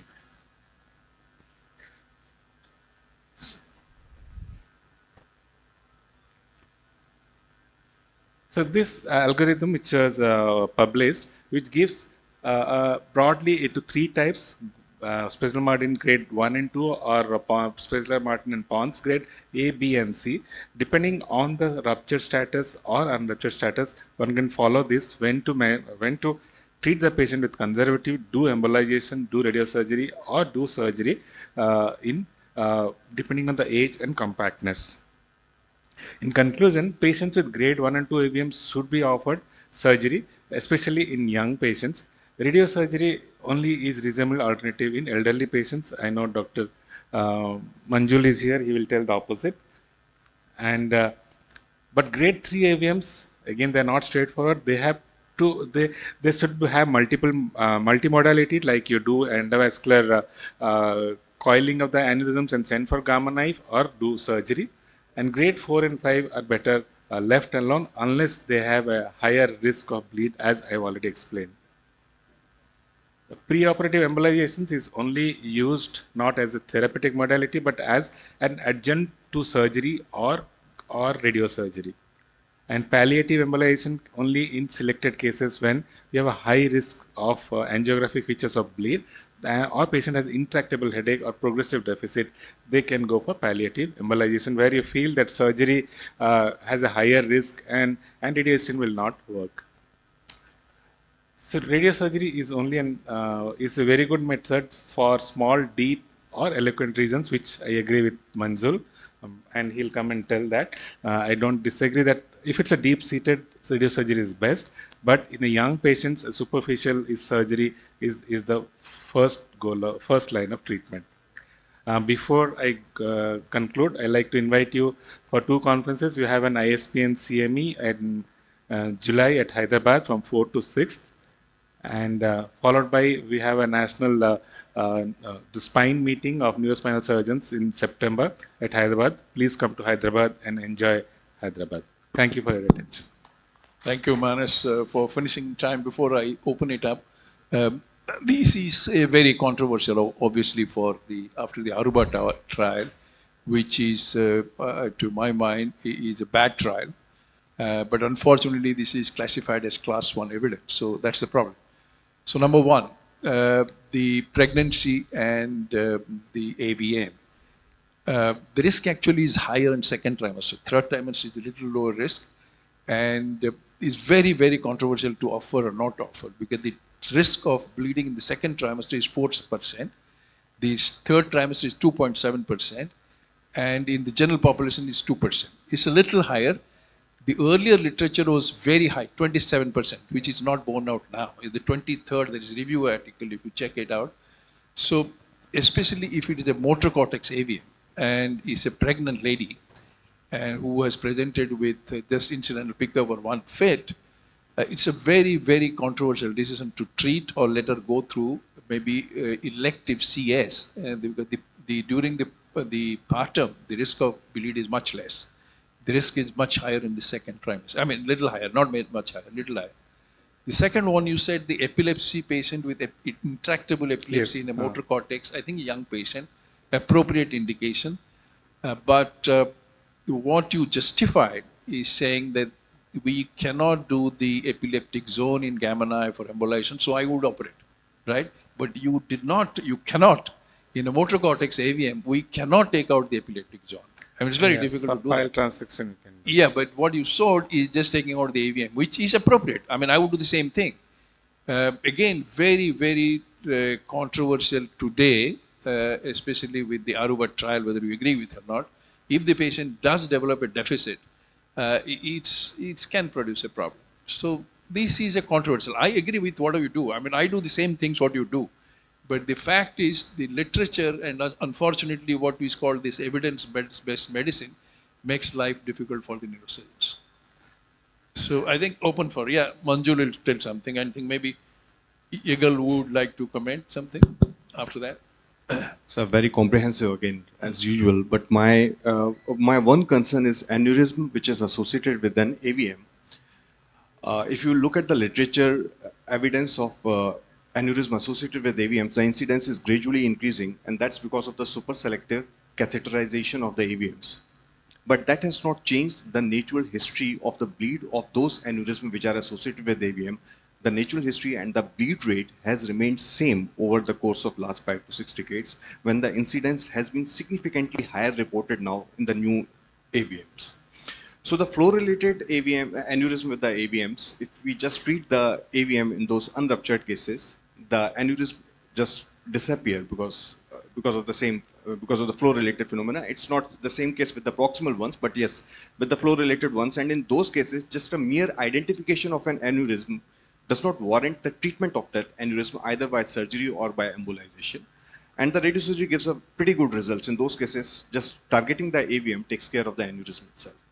In a similar way, like in that case with the epilepsy, I am against with the medical management because then you allow the disease to become a network disease rather than just limited to be a focal disease. So whenever that kind of a critical area AVM is identified with a seizure, it should be treated, in my opinion, as soon as possible by radiosurgery if it is an unruptured one. Because in that case, you just by just treating the nidus, you reverse the steal phenomena. And in those cases, you do not need to have a complete nidus obliteration for a good outcome. Even with the partial occlusion, that perfusion deficit which is happening and which is irritating the brain, that is reversed and the patient gets a good seizure outcome. Because as I have been treating a lot of grade 4 and 5 AVMs as well, in whom the intractable epilepsy was the indication, nearly around 70% by the end of 5 years turned to the Angel 1 classification. So their seizure outcome is pretty good in those cases, whom we just treated for the epilepsy. Thank you. In surgery, you can do corticography and check for spikes, and you're sure. And gamma knife, you have to have hopes that will come down. So that is the difference. And the intranidal aneurysms means if you give straight away gamma knife without embolization, then over the 3 to 5 years period, the risk of bleed still remains. So that is why target embolization before gamma knife has been advised for those Manju, cases. we'll have the last word from Eagle. You don't want to say something? Why don't you tell something about gamma knife? I mean, you are radiosurgery. I mean, you do radiosurgery. We are not using, radiosurgery is not only gamma knife. Yeah, okay. There are some other tools that perform very accurate radiosurgery. I would, spare the treatment of radiosurgery to those. First of all, although I know you don't like it, but we need to also refer to the Aruba study. Which patient should we treat? And how should we treat them? But those that are a complex AVM, what we call Martin-Spessler grade 4 or 5, which are not resectable, and usually there is no treatment for them with endovascular. They can close an aneurysm, but basically, I don't remember a case that was completely obliterated by repeated endovascular. Those patients will be, in my view, the best candidate. In addition to the small deep-seated, a good candidate for fractionated or volume fraction or dose fraction radiosurgery. So what's the cure rate in your experience? We have some experience with the fractionated radiation. Yeah, we use usually the fractionated.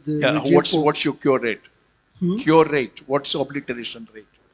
Well, we in the series that we have like 15 large basal ganglia AVM that we treated with hypofractionation, 6x6 gray, and we have the obliteration rate after 4 years. You need to wait a long time. It's not 2 years that we thought before.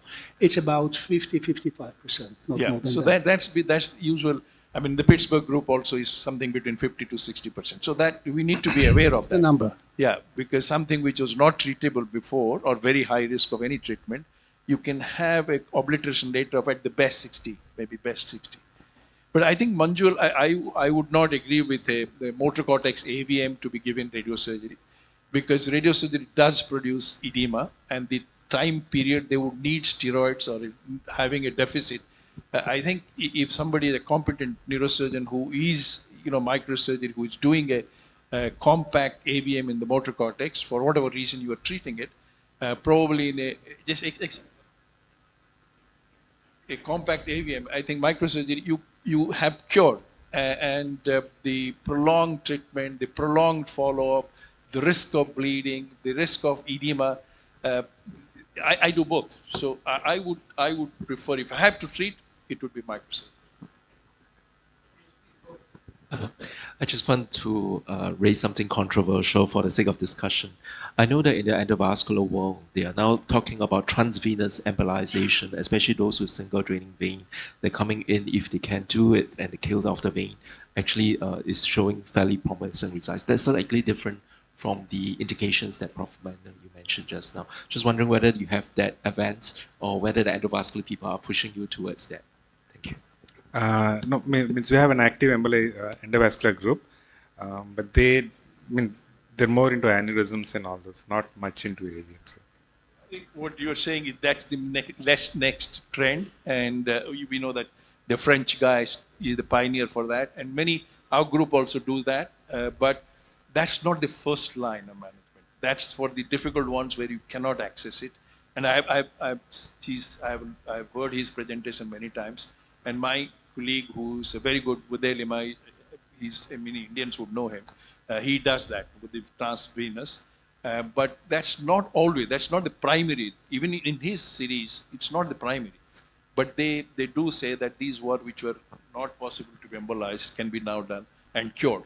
And then if you heard his talk, he criticizes neurosurgeons, saying that like all neurosurgeons believe that veins should not be taken off, which he is actually confused. And we had a debate in one meeting. We said, we never say we don't take the vein. We say the vein to be taken last, right? And so he said the same thing. He just goes through the vein. He takes off all the small veins, leaving the last vein. So the principle remains the same. But he's a brilliant guy. I mean, he's probably the best results in the world. Yeah, I think thank you very much. Thank you.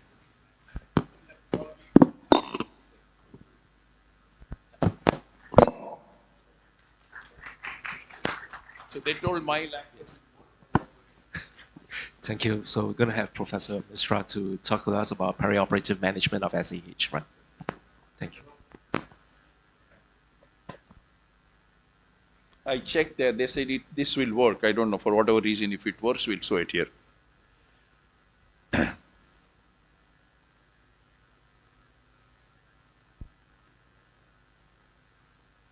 I don't know about other countries, but we are also become advanced in India. And so the medical legal concerns are still increasing. That's one of the problems with this, what we call class 1 evidence.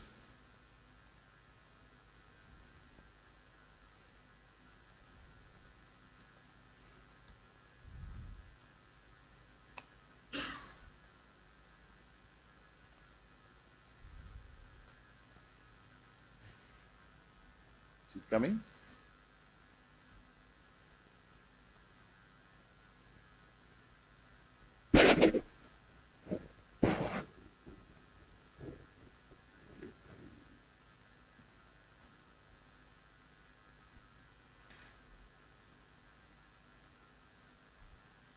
Yo.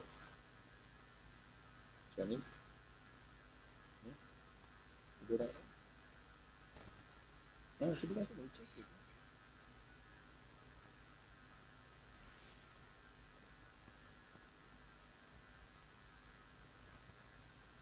Channel we checked there just now.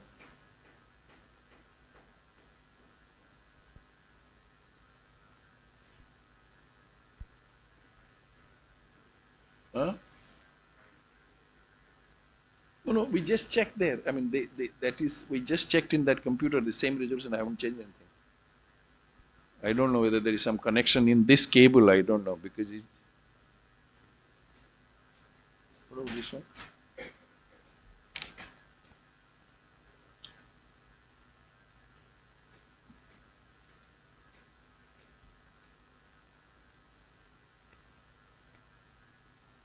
Hi. Hello. Hello.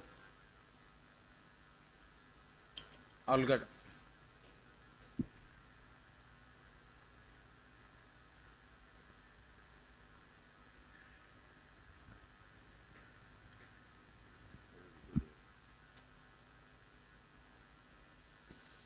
I'm sorry, it's a little embarrassing to the first smart city of India not to able to have a projection.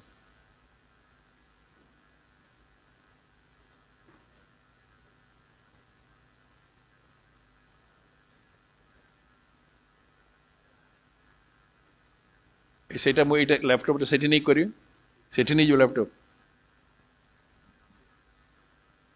I can present from there.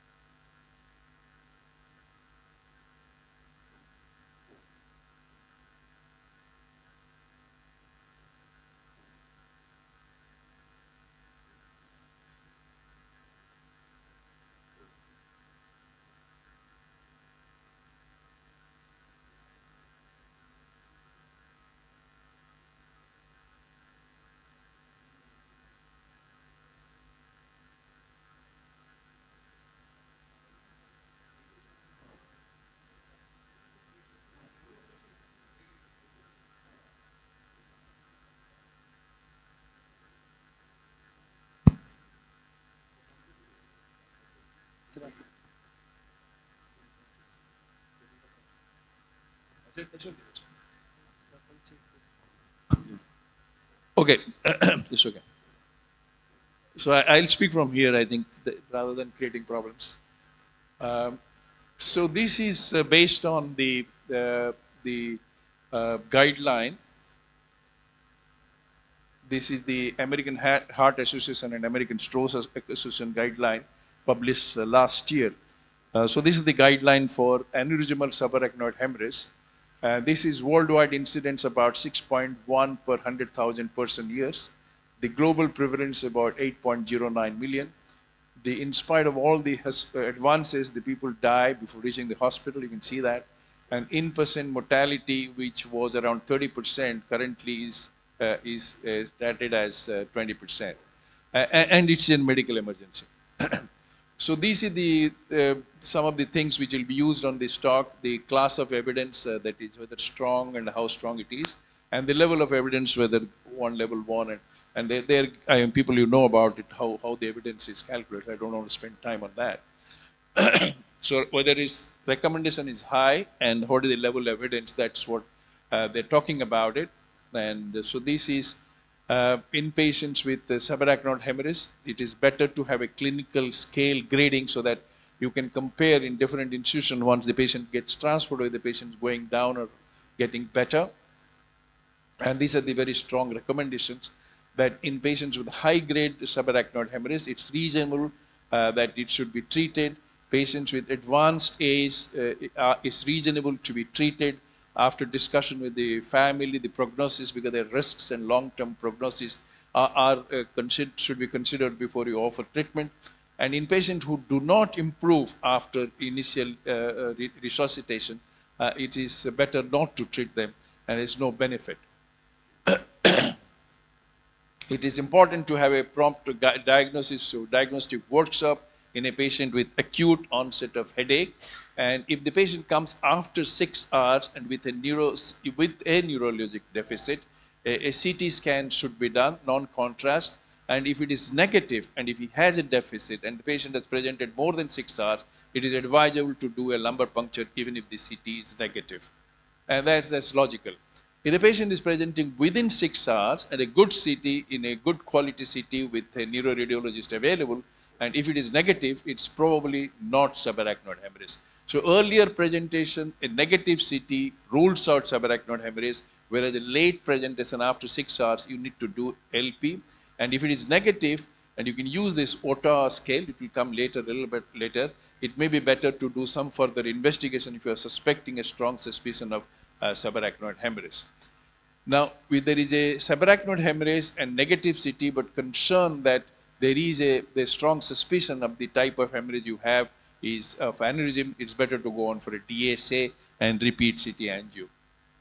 So this is the Ottawa scale. The people who have a negative CT in the first 6 hours, it is better to consider for further investigation in these settings, a patient who is more than 40 years, neck pain, stiffness, there's a loss of consciousness, onset during exertion, thunderclap, headache, or limited neck rigidity. If these things are present, in an adult patient, even if the CT is negative within the first 6 hours of presentation, it's better to go on and do further investigation. In patients who have a subarachnoid hemorrhage confirmed from cerebral aneurysms, sometimes it may be useful to DSA. So CT angio may not be the investigation of choice. See, if I just want to show why. Now, this is a CT angio, just show the aneurysm, and you see this patient was considered for endovascular treatment, but it failed because the PCOM and anterochoroidal were coming out of this. So we went on to treat this, and this was a little bit of different type of clipping. I just want to show you that the type of clipping which was different. The conventionally we clip in the aneurysm. This is a fusiform aneurysm. So we treat the aneurysm blades at parallel to the parent artery as opposed to this patient.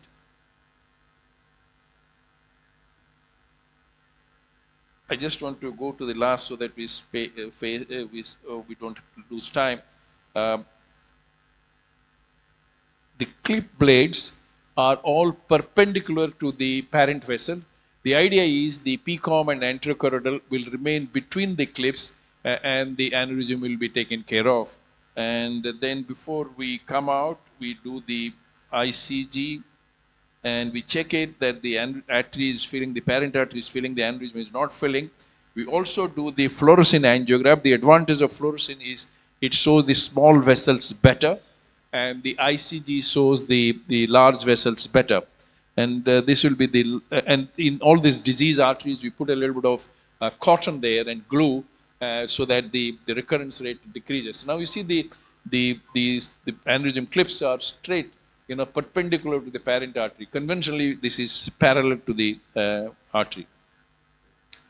So for patients with subarachnoid hemorrhage, timely transfer to high volume centers, they have found that the different data suggests the people who are doing more are better, and it's better to have a multidisciplinary team to take care of the patients who had subarachnoid hemorrhage with aneurysm which are unsecured in the early part of the first 2 to 3 days. It's better to have a BP control, and who receive an anticoagulant that has to be reversed. And what is found is not useful, no benefit, is the antifibrinolytic agent which was initially being used. And there is some study going on with the combination of antifibrinolytic therapy along with increasing the blood pressure, and hyperdynamic therapy has not worked out as of now. Now, endovascular treatment performed as early as feasible after presentation in the patient who have aneurysmal subarachnoid hemorrhage. And outcome at the ISAT, we know the first 24 hours onset and the immediate outcome is better. But patient with subarachnoid hemorrhage, it is better to have complete obliteration to have protection from the aneurysm. Now, sometimes, in spite of all the advances, you cannot do endovascular treatment. This is a case of Moyamer disease, who had bled subarachnoid hemorrhage from a P1, P2 aneurysm. And so what we did, we clipped it and did the STMC anastomosis in the same setting. For patients where subarachnoid hemorrhage, where clipping or primary clipping is not feasible in the acute phase, partial obliteration to secure the rupture site and retreatment delayed fashion is appropriate. And this is one such example, failed endovascular treatment and is a giant distal IC aneurysm in a young patient. You can see that the endovascular treatment failed. And so we did treat it by microsurgery, and this was very thick aneurysm. The clips would not take, so we're holding it with a bayonet forces to produce, to apply the clips. Again, this is a conventional way of applying the clips. The blades are parallel to the parent artery to preserve the vessel, and we tried multiple, took a long time to fashion those clips, but in spite of all that, you can see that at the end we see there is some residual aneurysm here which you could not take care, and so we left it there because the perforators were at risk. And so we started off with this aneurysm, the large aneurysm, and then we are left with this one, which is much easier to treat by the endovascular colleagues. So the acute phase were taken care of, and then that is good. Now the other recommendation is guideline is emergency clot evacuation, which is appropriate. But there's a trend today in many centers, especially people who are Western center where endovascular treatment is much more common. So what they do is just you remove the clot and go on for endovascular treatment. For an aneurysm in the MCA, and that looks, doesn't look, sound good to me, or it's not logical. If you are there, if you are competent, you have a competent microneurosurgeon, it's better to probably do the clipping. Sometimes it's extremely difficult, like this one. It's a patient with coma-producing subarachnoid hemorrhage lady, bilateral aneurysm, this side blade. You see the big clot there, and that's the circulating aneurysm. All vessels are coming out, but you can still do it. It's going to be a lost art because very few people are operating this kind of aneurysm, but you can do it. And the patient came back after a few months with the other aneurysm being treated. She remains hemiparetic, but otherwise ambulatory and functional. Again, this is an aneurysm which was sent to us, 3-year-old child with heavily thrombus, calcified, basilar top aneurysm with hydrocephalus. We did a shunt, and this was about 12 years back. This was the basilar top aneurysm. After a shunt, the child improved, became normal, and the endovascular colleagues did the coiling that time. That was the available technique that time. The aneurysm is completely gone, but the patient child very rapidly deteriorated. Went on extensive response on ventilator. So we had to go in and did an extensive surgery to take care of that aneurysm.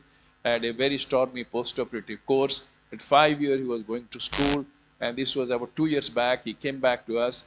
He has ocular motility problem, but otherwise functional. And you can see that aneurysm is occluded and remains occluded. So sometimes coiling is not a good option in giant aneurysm. So if aneurysm is a little later than that child, this is again similar in an adult, thrombosed, heavily calcified aneurysm again. And sometimes it is surprisingly easy.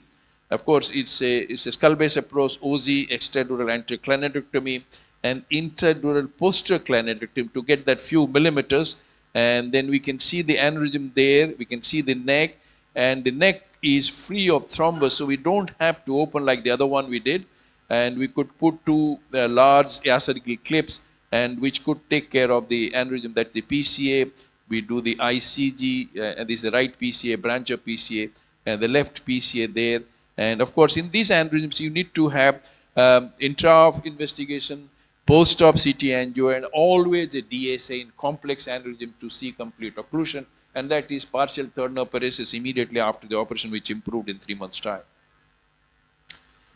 So clipping, the old-fashioned clipping, which is again is going to be a lost art, can take care of many of these complex aneurysms which we do. For ruptured aneurysms should be evaluated by a specialist with the multidisciplinary team that's appropriate. Patients above 70 years of age, the superiority is not available, whether it's clipping or coiling. But what is important to remember, even in ISAT, the younger patients are better managed by clipping than coiling. And this is ISAT data. So all the data after that also had shown the same thing. So a young fellow with a proximal ICA aneurysm bleed, which is a standard of care for endovascular treatment all over the world, is better treated by clipping and have a long-term durability of the treatment. And this is the Dallas technique. What we do, we have a neck exposure, the internal carotid artery. Now you can see we are sucking the artery from below. We have temporary clip, distal and proximal. We have a temporary clip in PCOM, and once we can suck it out, this collapses and the clipping becomes easier, and we do that, and then once we have confirmed and everything. This is some of these aneurysms are stuck to the most of the basal aneurysm are stuck to the base, large and giant aneurysms. So it has to be open to get collapsed. So in spite of the temporary clipping, there is bleeding. So you can use adenosine there, and then we of course we see we confirm the good occlusion, and then that can be a good outcome there. So in spite of the fact, with all the advances in a young patient with subarachnoid hemorrhage below 40, the data still is in favor of clipping. For patients with Groote-Gett subarachnoid hemorrhage, anterior circulation, coiling is better for 1 year functional outcome. That is ISAT study. But for the long-term outcome, there is no difference, and I'll show you some data after that. Now, this is the 5 prospective randomized trial for saccular aneurysms with subarachnoid hemorrhage. ISAT, the 1 year results are better, but not at 5 and 10 years except for deaths. And deaths were from other causes, not from aneurysm. The Spetzler group, BRAT, no difference at any time point. The Finnish study, no difference at any time. The Chinese study, no difference. And in fact, the Canadian study, which is the most recent, favors clipping. So, in spite of the fact that the whole paradigm of aneurysm treatment subarachnoid has changed after ISAT, the fact remains for the long-term durability, and in people who are experienced, the clipping still remains one of the major treatment possibilities. Now, this is the BRAD data. The BRAD data you can see there. That is the crossover, and this is a very group of people who are highly specialized for cerebrovascular work. In spite of that, 36% on the endovascular arm had to, and this is 2019, not long back. All the advances have been there. Had to cross over to the microsurgery group because they could not be such treated, and the complete occlusion rate was much higher in the microsurgical group. So please remember, young neurosurgeons there, don't lose heart. The aneurysm clipping is going to still stay.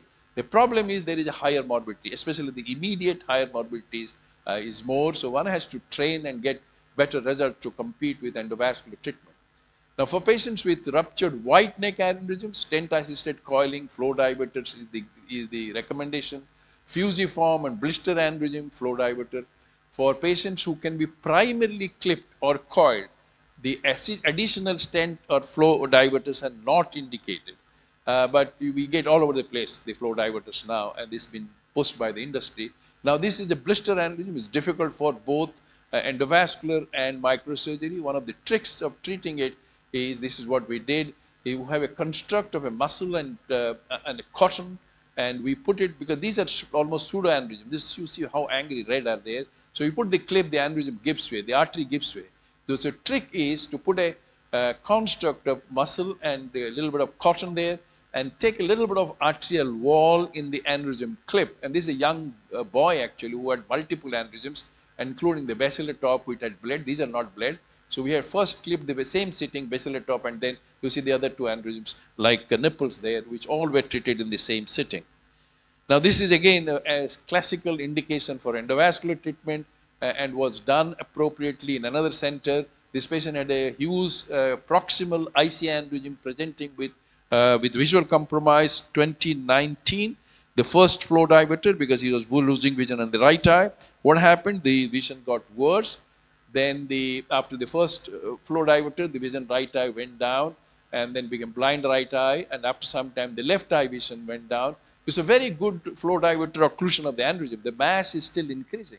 And they did a second flow diverter in 2020, and the patient became blind after a few months of the second flow diverter. And that's the angiogram there. You can see the aneurysm almost not filling. In the DSA, you would say it's a very good result. The mass is still massive.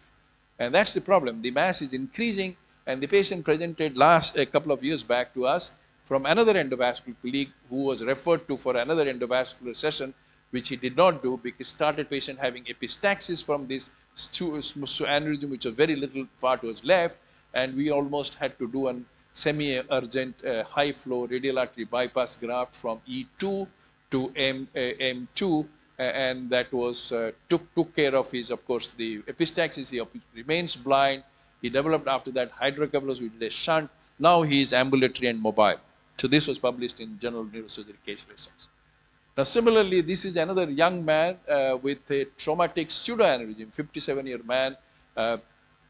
And then we send it to our endovascular. Patient had blind on the right eye, epistaxis multiple, hemiparesis, and we send it to our endovascular clinic, failed because there was a fractured segment inside the pseudoaneurysm, so we had to again do the high flow bypass. The only difference in the normal saccular aneurysm, you do only ligation in the neck, in the carotid. Here you have to trap it, otherwise it will bleed from the top.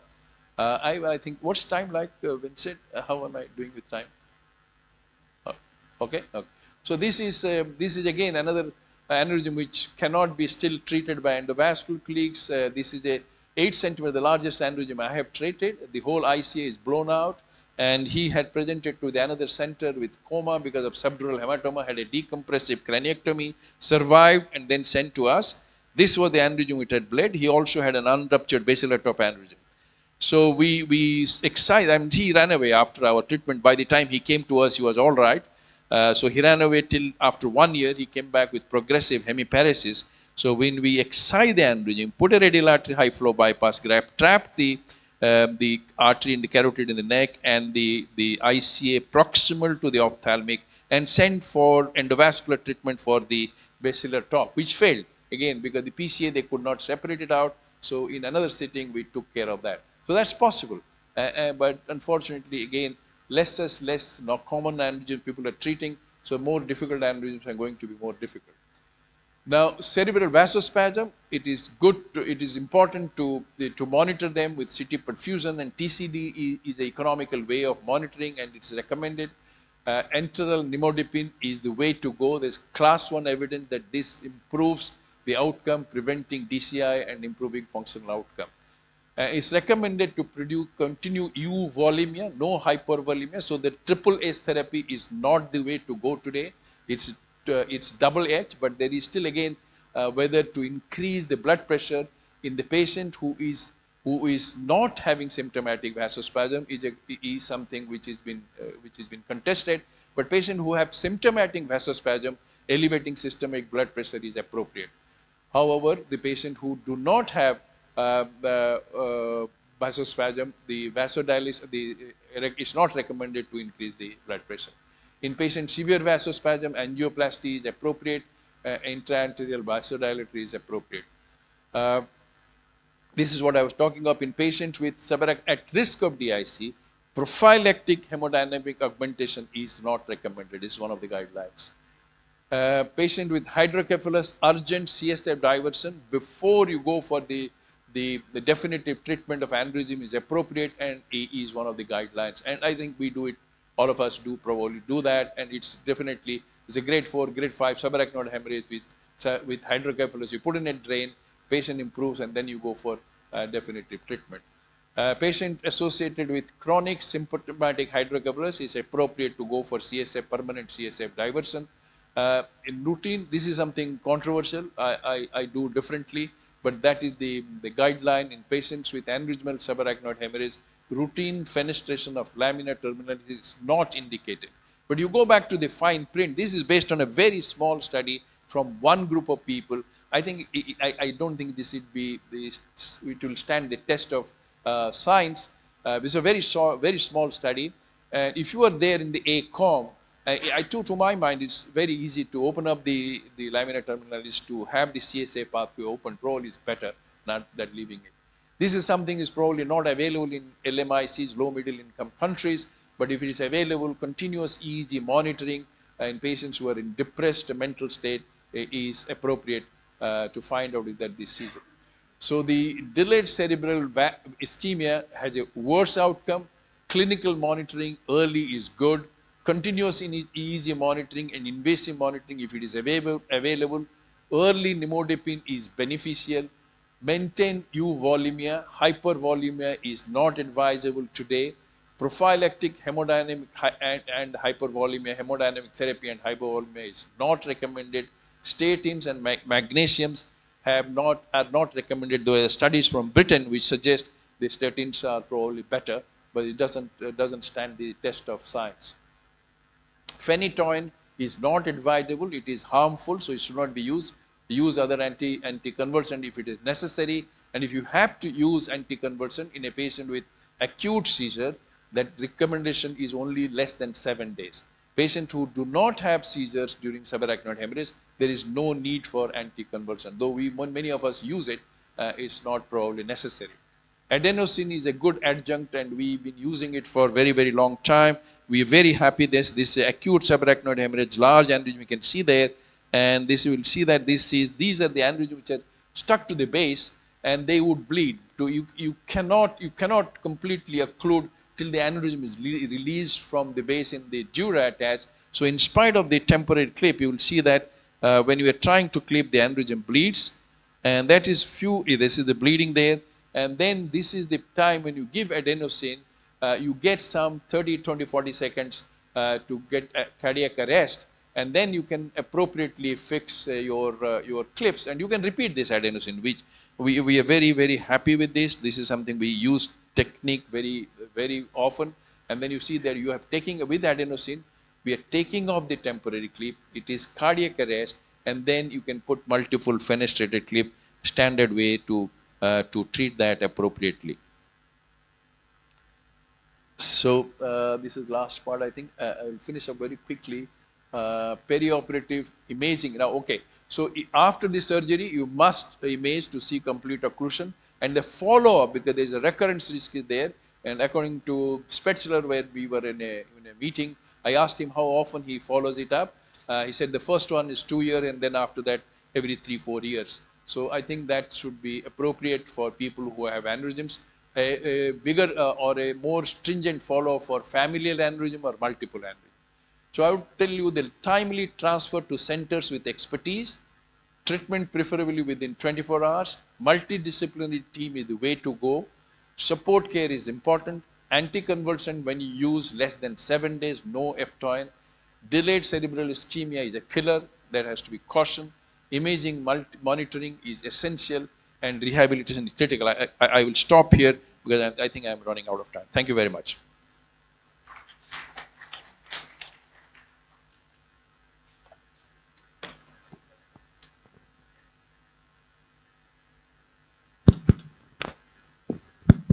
Thank you, sir, for being such a vocal advocate of clipping emotion and opinion which I fully endorse and share with you. Just a couple of queries regarding dissecting aneurysms which present with subarachnoid hemorrhage. And the second one is the high flow bypasses which you do. Do you do the parent artery ligation or the trapping in the same setting, or after a day or two after doing a check angiogram? Yeah, the second question first. Same sitting. Initially, when I started, I think during your time when you were there, probably we used to wait. But if you wait, there is a risk that the conduit will close because. And so today we have the ICG. So we check the ICG, and if it is good, we see the we have the microvascular Doppler. We see the flow. If you're happy, we close it. We close it on the table. So that's the simple answer: close on the table, right? The parent artery occluded after bypass, if the bypass is a patent, which has to be seen by both ICG and microvascular Doppler.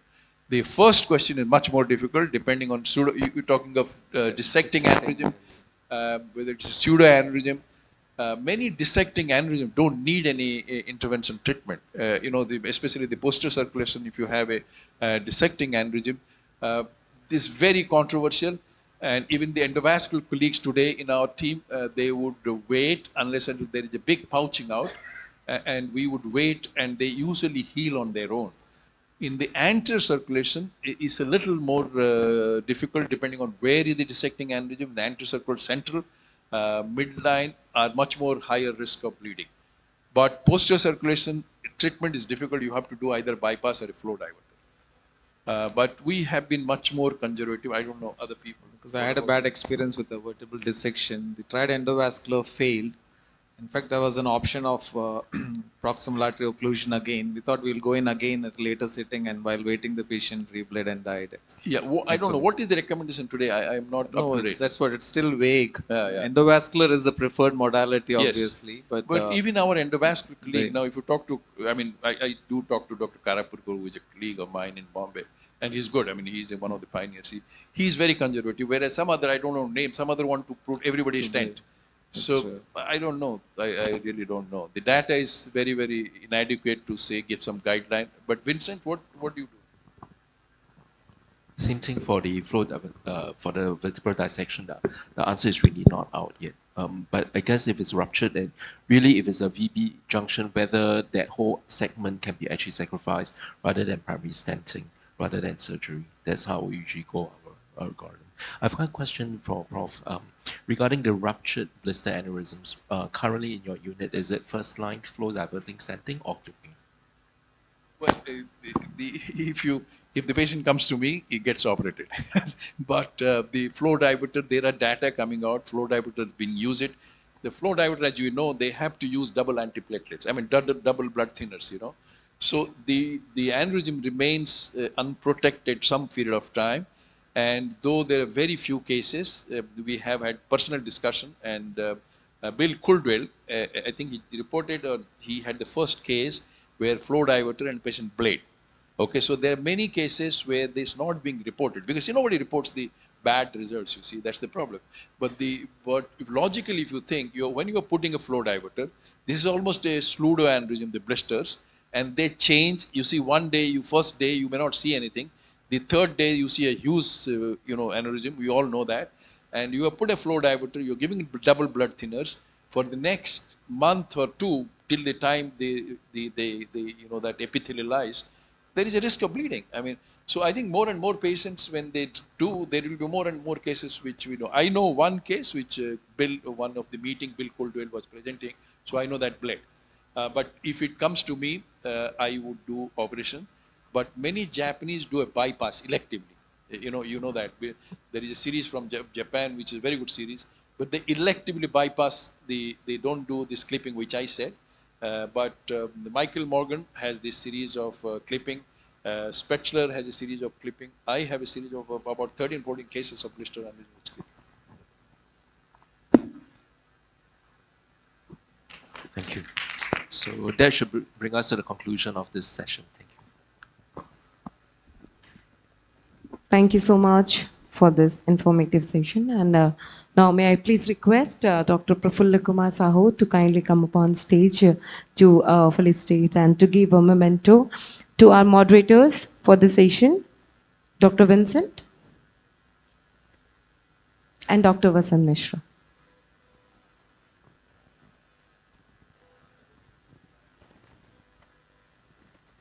A small token of appreciation, a small memento.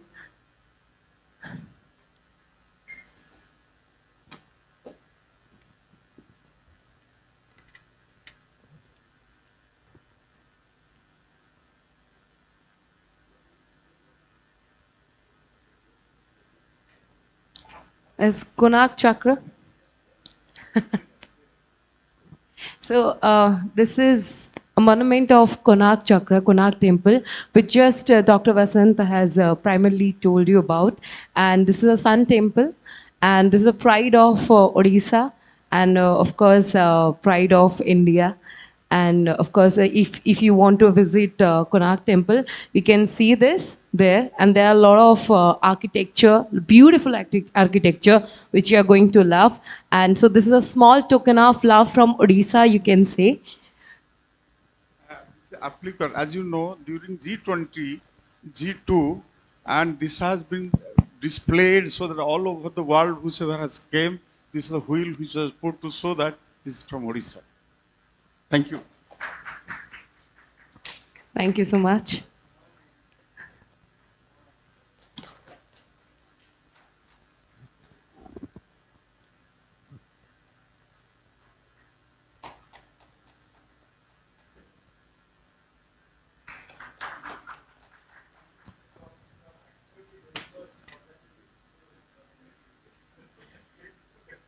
And May I please request Manas Panigrahi, sir, Dr. Manas Panigrahi, to kindly receive the memento.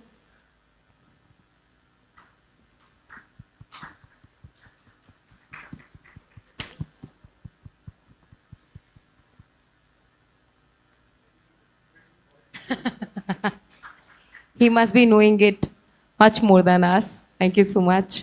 So thank you. The sun temple, like whenever the sun rises, the first ray falls on the feet of the deity. People know about only Angora Bhat uh, but it's not popularized, and means this is as good or better than that. All from outside should visit Konark. Thank you so much, sir. And thank you so much, sir, for the information. Moving on to our next session, which is a group discussion. And Wait, I just have a housekeeping message. You know, the time is very short now. It's 1 o'clock, so I think, and the crowd is small. So I think that you guys will go for lunch break. But we start the pediatric session exactly at 2 o'clock here. So I ask everybody to be here on time because it's going to be a very interesting session. And I hope that we will able to do a discussion group in the afternoon. But at the moment, I think we'll finish now. And thank you for your attention. Lunch break.